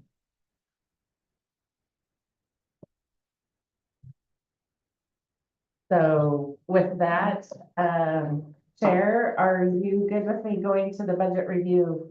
I think you had one I question. had Oh, one right. question. On the trees in the park, you said that they need to be cut down. Do they create a real big mess?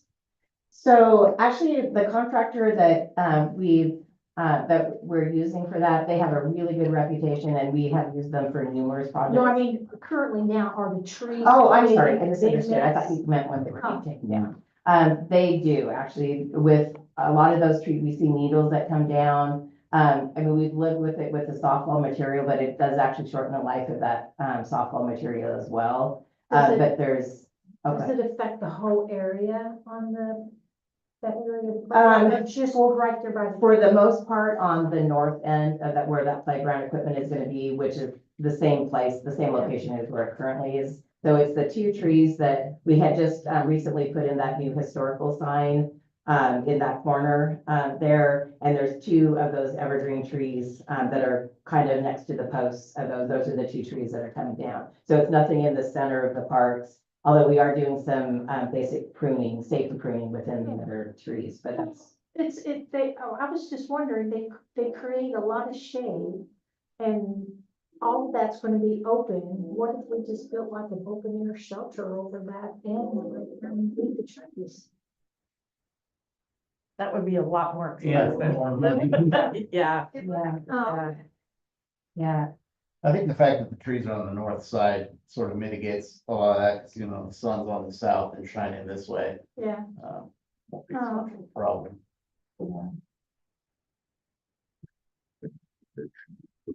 That's what I was thinking. Is there any other questions? Well, let Administrator Waite give us all the overall reductions. Good news. Thank you, Chair. Okay, this graph represents a decrease of approximately $1.35 million compared to the current fiscal year budget. The reduction is not all associated with reductions in materials and services. A substantial amount of it is associated with the ARPA funds that Melinda had mentioned. So those are both the federal and county government's funding for our water system improvement project. In addition, some of the expenditures in the current fiscal year were supported by beginning fund balances, as we discussed, and that is not happening in fiscal year 26. In building the budget, general assumptions were made based on information provided by CIS, which is the city's benefits provider, contract terms, and state revenue forecasts. Revenues assumptions include 3% increase for public safety fee and the IGA with the city of Donald. And while measures 5 and 50 allow for a 3% growth factor, the trends for Hubbard have been approximately 2.5%. So that's what has been budgeted. And the state shared revenue was based on state revenue forecasts and trends provided by the League of Oregon Cities.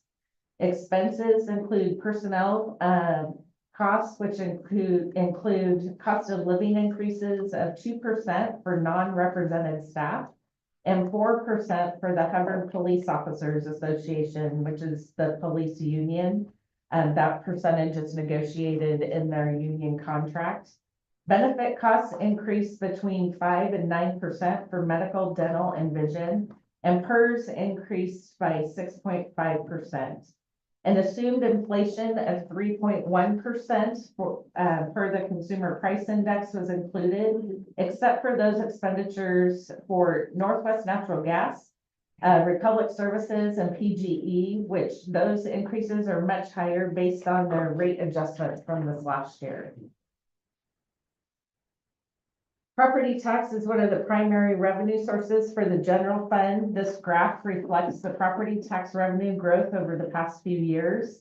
The Oregon property tax revenue growth is governed by 2 constitutional measures. Measure 5, which was passed in 1990, and Measure 50, passed in 1997. These measures limit how much property taxes can increase from year to year for existing properties. Measure 50 established a maximum assessed value for each property, which can increase no more than 3% a year unless there is new construction, major improvements, or changes to the property. Measure 5 caps the total property tax for the general government services at $10 per thousand for real market value. As a result of these limits, property tax revenue from existing properties grows slowly and predictably, typically around 3%, but for Hubbard, it trends at approximately 2.5%. This makes new development critically important for increasing property tax revenue. When new homes, commercial buildings, or other structures are constructed, they can add to the property tax rolls with their own initial assessed value, which significantly boosts overall property tax collections.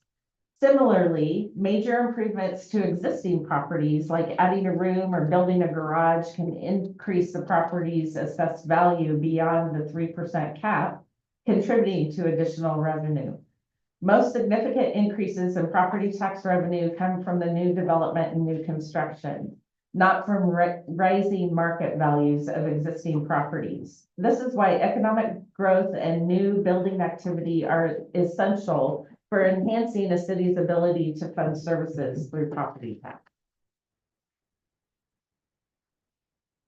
As discussed in the previous slide, personnel costs have increased due to higher benefit expenses and cost of living adjustments.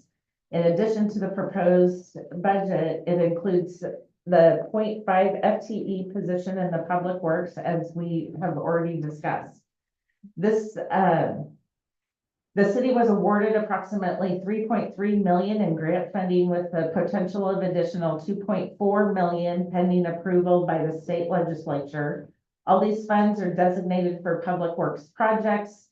Included is the playground equipment replacement project at Revenus Park and various water and wastewater system improvements.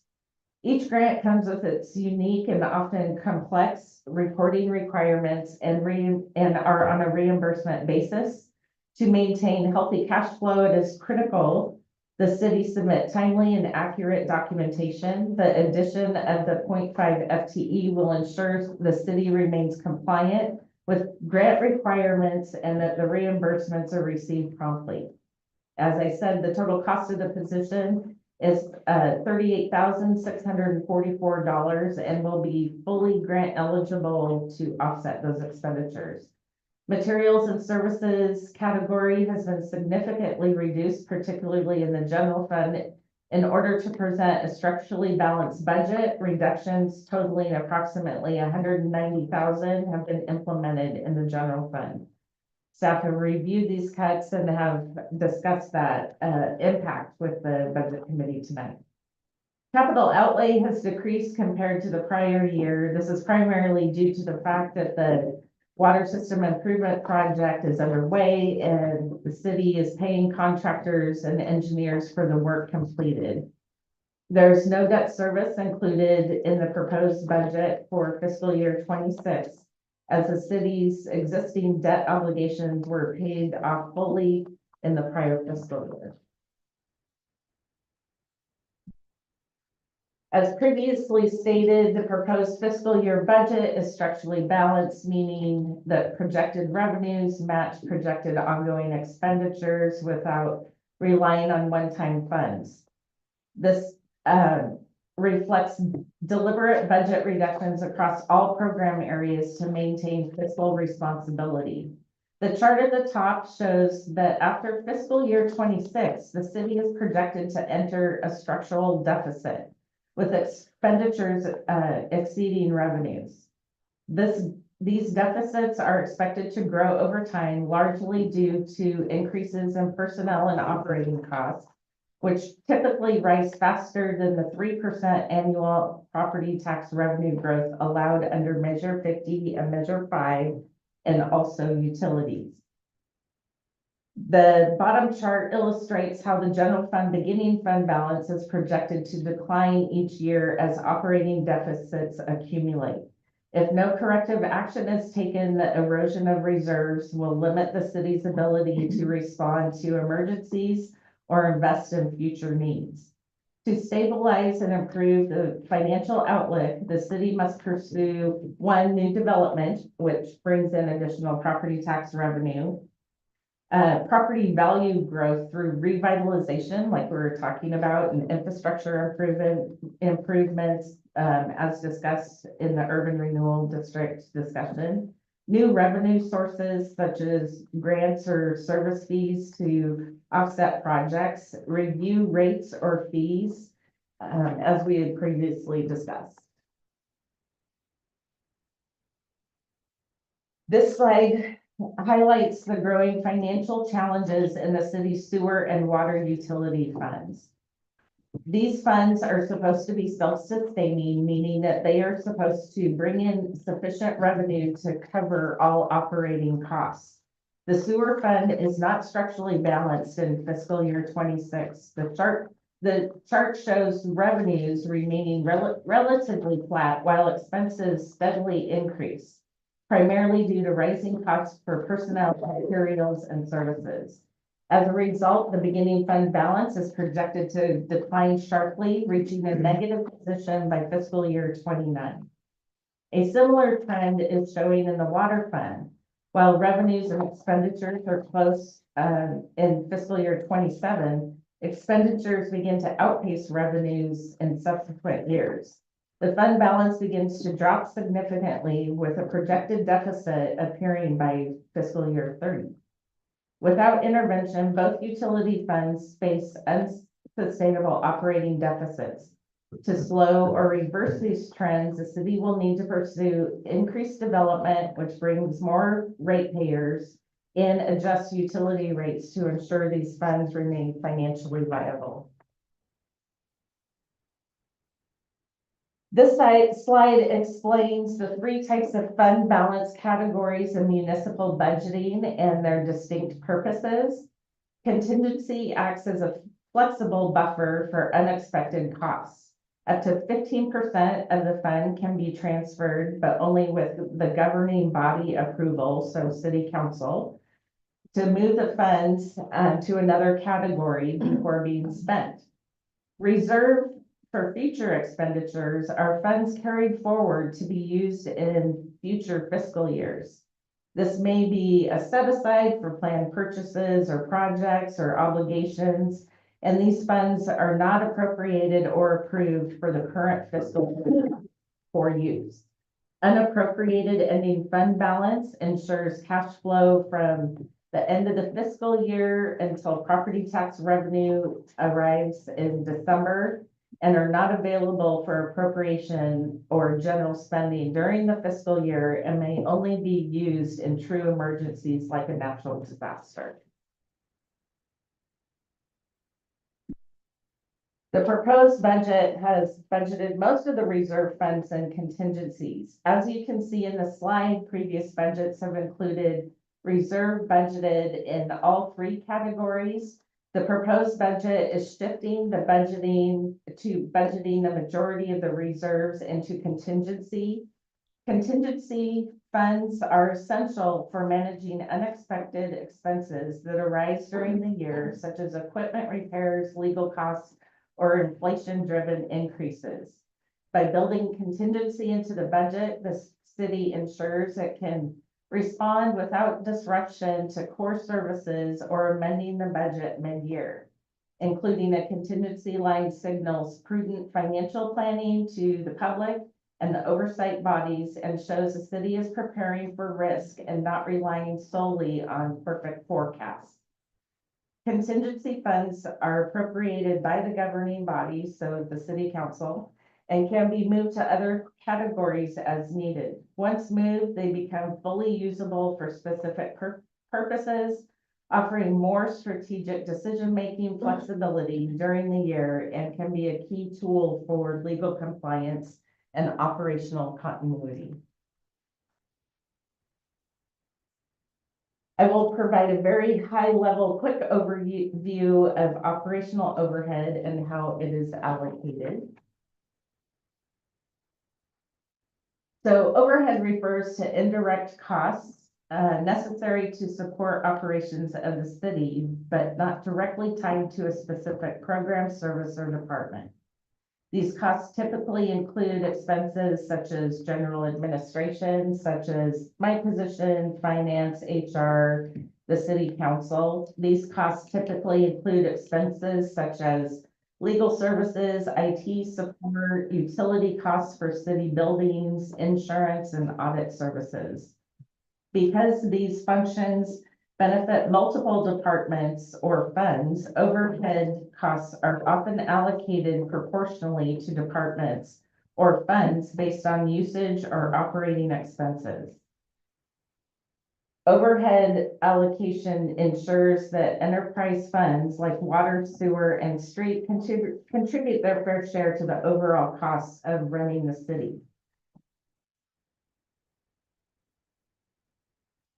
Next, I'm going to talk about the reserve fund. A reserve fund is a legally authorized fund established by a local government to set aside money for specific future expenditures. It is typically used to plan for large capital projects, equipment replacement, or other anticipated costs that may not occur annually. Reserve funds help promote long-term financial stability by ensuring resources are available when needed, reducing reliance on debt or sudden rate increases. Once this is established by ordinance or resolution, money placed into the reserve fund can only be used for the stated purpose unless formally authorized by city council. In short, reserve funds serve as a savings account to help the city plan responsibly and protect against unexpected fiscal stress.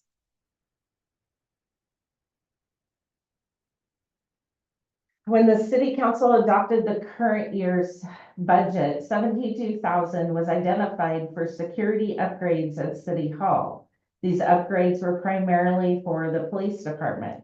While some of these items, such as new evidence lockers, shelving, and ballistic helmets have already been purchased, other components remain in progress. Security windows for the administration and police department front counters are on order, and the installation of secure doors is still pending. The proposed budget recommends carrying these unfinished projects into the next fiscal year for completion. Additionally, the service option sheets provided by each department head outlined needs, but are not budgeted within this reserve fund. The chief talked about some of the critical equipment that needs to be replaced. One thing that was not mentioned was the radio replacement, which is a pressing need and must be addressed in the upcoming fiscal year. This item is not currently included in the proposed budget, and the reserve fund does not have sufficient funds to cover the expense. However, the aging radios pose a safety concern as communication is frequently unclear or interrupted due to equipment failure. Staff is continuing to gather information and will present a recommendation, including a funding strategy, to the city council for consideration in the next fiscal year. Additionally, operating funds cannot support transferring additional funds or budget into the reserve fund for vehicle or equipment replacement. The proposed budget establishes a capital replacement program through a leasing option in which replacement schedules will be created for the city's capital leasing program, vehicle and equipment replacement schedule. And I went through that super fast. This conducts the budget review, and now I'll turn it over to the budget committee for discussion to ask questions before we go to the next section. This should not be anything new to some of us. The city did a great job of squirreling away money. It was brought to our attention 2 years ago. We're starting to plateau that. Last year when this weight came on, we knew we were already plateaued. So as city council upped fees, they upped the public safety fee. They brainstormed what can they do to bring in more money. We just don't have enough. That's how we got through last year. Here we are another year later with all these increases in utilities, what have you. We watched the news. Portland's $40 million lost to their fire department, their police department, their public works. Everybody is taking the hit. So this should not be anything new to us. We just have to figure out how to manage it. But yes, we are digging into what we had squirreled away. So with that said, this per years past, we would come together like this and we would listen to department heads ask for this and ask for that. We'd all look at each other like, we need a crane truck. Remember that? So this, to me, from my years, sounds like it's a pretty bare bones down to we're scratched to the bottom of the surface. So, I mean, I don't know what other questions we can ask. I mean, obviously the police department needs some things. I don't know if a gun, an AR-15 goes bad after 28 years. It's still a gun. I don't know if with all the trucks we see lined up at Public Works that we need to add another one. So I do think that there's great wish list.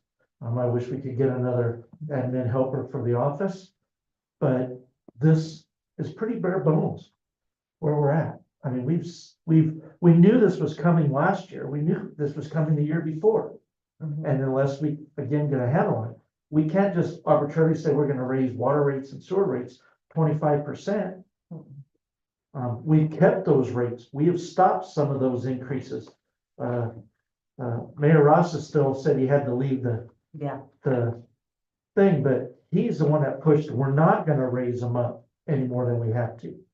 However, now everything else has gone up way more than what that little bit we've been squirming away for sewer and water. So we need to cover what we're missing on the sewer. And maybe some of the wish list doesn't happen as effectively this year. Well, the wish list items, so the service option sheets that are on the back, specifically like the rifles, the chief has identified a grant that we're gonna apply for after the first of the year. The radios is, I mean, that is something that I am so concerned about their safety when they're out on a call and dispatch is like, I can't copy you. What did you say? Yeah. There are getting to be more and more dead zones in the county.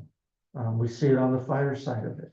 So yes, that does, and the state's also forcing more repeater type trunk systems so that everybody can communicate, because the time to figure out you need a radio isn't the time when the stuff's in the thing. Yeah. Right. So I mean, I really don't have many questions, because in my years, I've watched this go down. And I'm thankful that our administrators have given us a bare bones, trying to make do with what they have. I just wish, I see Salem's not giving money out. The feds definitely aren't giving money out. And so, I don't really have any questions myself. We go around the room. Yeah. Okay, of course. Okay. The street sweeper, is that a rental? No, we actually contract out for that service. Who owns it? The contractor we use is, the name is Great Western Sweeping. Okay, so they do it for just It's all a the private, cities, yeah. they go to different cities Yes, and yes. do it, okay. And then, public safety fee that's on our water bill, that's for the police department? So that would cover the wish list on the back? No, so that offsets the existing operations. So. So we don't have enough budgeted now, Mm-mm. So everything on that wish list, we have no money for. and so where's that money going that's in the public safety fee right now? It goes to pay his salary. It's an all. Isn't that over here? Isn't that over here, on part of the budget? The public safety fee, Yeah, no, Is- well, if it's paid for his salary, wouldn't that be part of the budget in the city? Isn't that over here? yeah, so his salary is budgeted in there. The public safety fee is budgeted as revenue for the police department. So, let me get my glasses on. Melinda knows I'm always asking that. Oh, no, it's all good. All the time, at least a couple times a year. We were gonna have a real big deficit in the police department, and to keep things where we were at, 6 officers, we had to come up with a public safety fee. That's just to make payroll for our officers, and that's why we instituted it last year. So we don't have enough coming. In regular taxes, no. And the general service fee, is that what this reserve fund is for? No, so, the general services fee is also another fee that helps, pay for general operations. So my salary, Vicky's salary, our Really, utility yeah. bill. That goes into the general fund and it Yeah, covers helps cover a lot of our operating expenses. With our work on insurances, the medical, dental, vision, we have options. Does the city have options on who you can choose? Which rate or which level you can go at for your insurance, or is it just paid full board? well, currently we go through, CIS, which provides, insurance benefits to all small cities. I think they're looking at, developing some sort of model where you can, kind of like a cafeteria style, pick and Yeah, choose. we've got like, you can choose Blue Cross or Kaiser. And they've got levels depending on your health, because you can go through and do the lab work and go within these guidelines, and your rates are lower. And also deductible, they've got it to where it's based on your salary. However, we've got different plans, so I was just wondering, does the city have different plans and options that you can choose from? Not at this time, but that is something that CIS is looking at for us. Okay. That was There are. a That lot was of cheaper- identified and we brought that up, so we started that process, yes. Yeah, because there's a lot of different plans out there that wouldn't cost so much. And Well, they part do have good coverage. I mean, when you're young, don't need a lot of coverage. When you're old, you need a little bit more, so long as you stay out of trouble, you may not. So, yeah, and I just dropped my vision because it just wasn't worth it paying that monthly. When you go to Costco, and it still costs so much, it's just not worth the hassle. So I was just wondering about that, because that would be a savings too. Yeah, and we get a pretty good rate through CIS because it's a pooled account. So it's several smaller cities that all participate in this pool account. So it lowers the premium that we pay. That's it. I'm actually done. No questions here yet.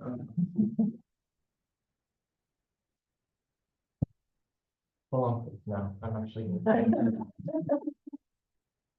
So I'm, through other budgeting committee that I'm on, there was a discussion where there was recent legislation passed with having to do with PERS.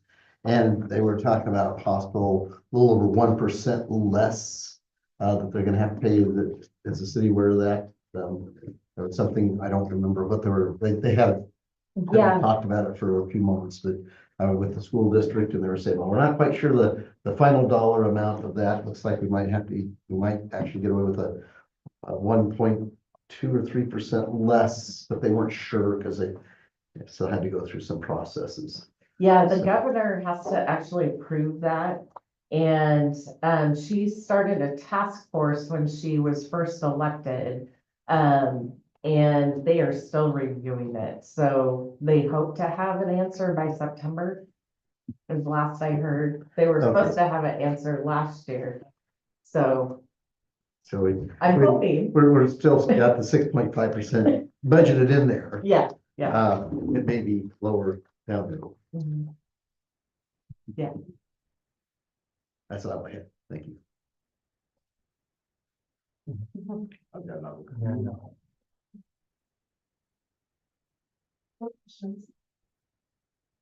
Yeah. You know, it is unfortunate to be in the position we're in, but it is where we're at. So. You know, Well, I have to say, so like you were saying, Chair, this is not unusual. Every city, if they aren't where we're at, well, most of them are worse off, to be honest. So McMinnville, Independence, they all had multi-million-dollar cuts.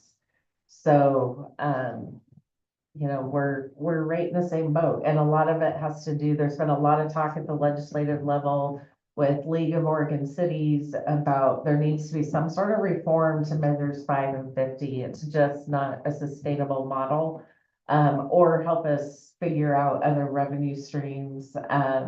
League of Oregon Cities has a task force that they're putting together.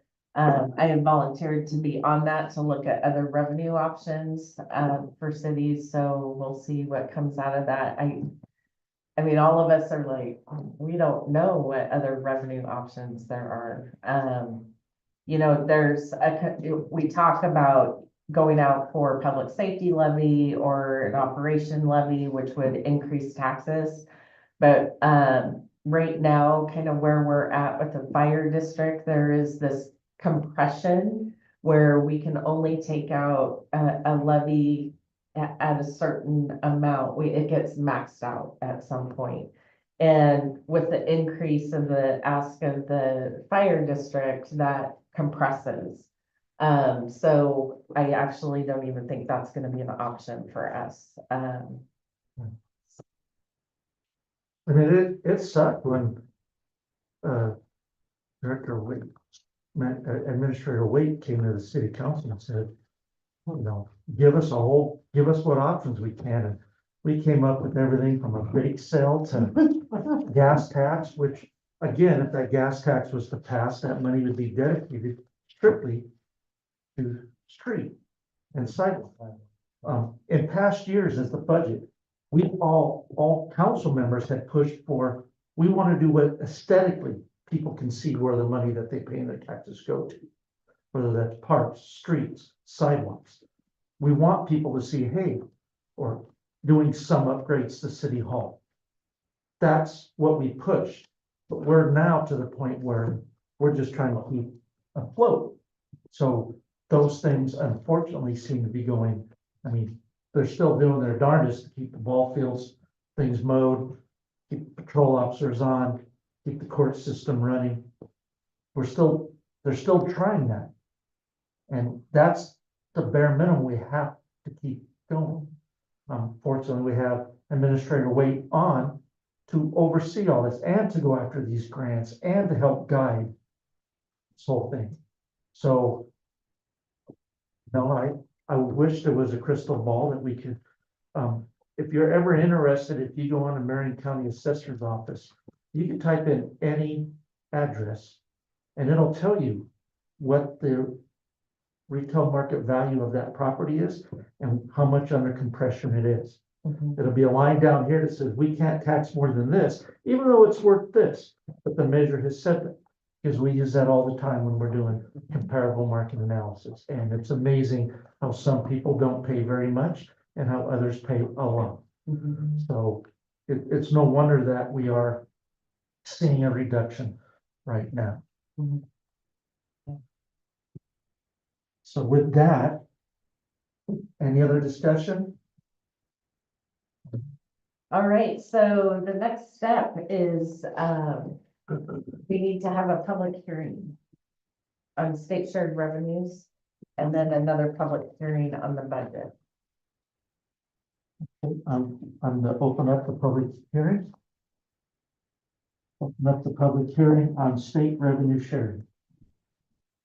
Okay, thank you. Cities that provide services such as police, street maintenance and construction, sewer, stormwater, utilities, and planning and zoning are eligible to receive a portion of what is referred to as state shared revenues.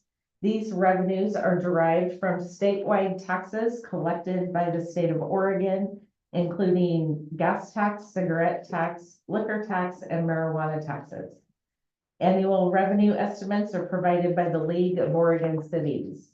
Because the city of Hubbard provides all of these qualifying services, it is eligible to receive a share of these state shared revenues.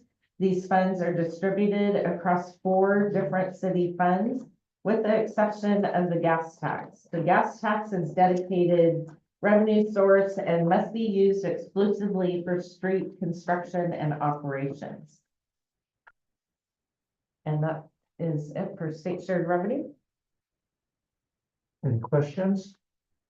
The city looked at trying to add more tax to marijuana and liquor, but it's out of our hands. That couldn't happen. Yeah, state limited us on that. Right, so that is, I mean, we were brainstorming whatever we could. And state shared revenues are going down, so people are not smoking cigarettes as much. Alcohol has gone up, so we are getting more from OLCC. But then as electric cars come into the picture and stuff like that, our gas taxes revenue is going down. So And on that note of alcohol going up, I just happened to share the latest, as of yesterday, a DUI in our city that was driving on D Street around Castile, plowed into some mailboxes. Fortunately, this mailbox is not the kids Oh, yeah, I saw that. or the adults Yeah. that were in the area as well, near the laundromat. And fortunately, we had 2 officers on at the time. They did a great job, Officer Hart and Officer Montez. And they were able to find the individual and arrest him, and he was a .31. And going up. Yeah. Just had to say that. Walking. Yeah. So. well, can he we can just- walk. So he's driving. Yeah, there's always that option. Well, at least I'm sitting. There's still We don't get lottery funds to week because they're already. well, so lottery funds go through, a whole different process. So no, not directly. Unfortunately, no. However, we could start tapping maybe the illegal backroom poker that they might be doing at Apollo. We don't know. We were just talking about. Yeah. That's too funny. Any other questions regarding the state shared revenues? Hearing none, So we need to close the public any hearing. public comments? Not hearing any public comments.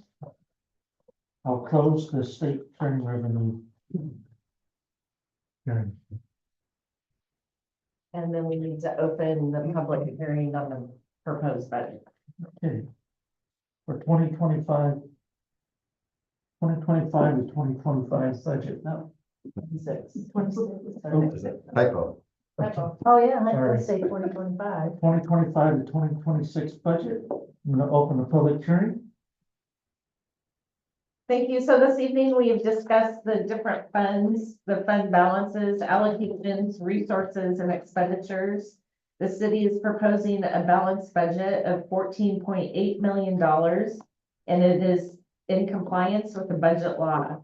Additionally, this budget, as required by budget law, includes the local fuel tax revenue of 0.3 cents per gallon that is on the May ballot.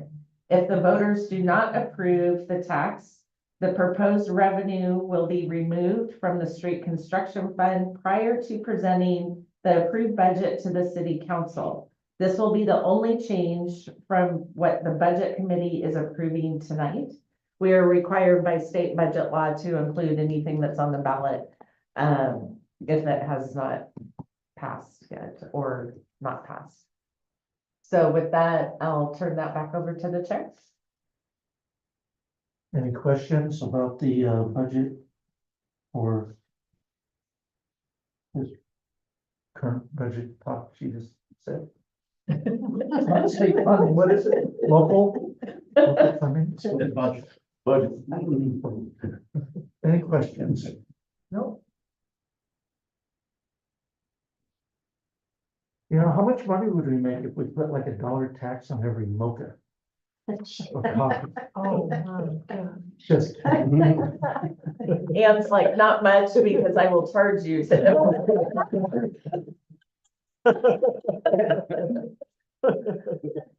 any public comments or questions? Not seeing any. I'm gonna close the public hearing. Okay, thank you. And this is, this brings us to the final actions of the budget committee. Chair, is there any additional deliberation that, that is needed before a motion and a vote? Any other deliberations? Not hearing any. Do I have a motion? So there needs to be two motions. First, there needs to be a motion and a vote on the property tax. So whoever makes the motion needs to state what's in that first box on the left-hand side. What's the current one now?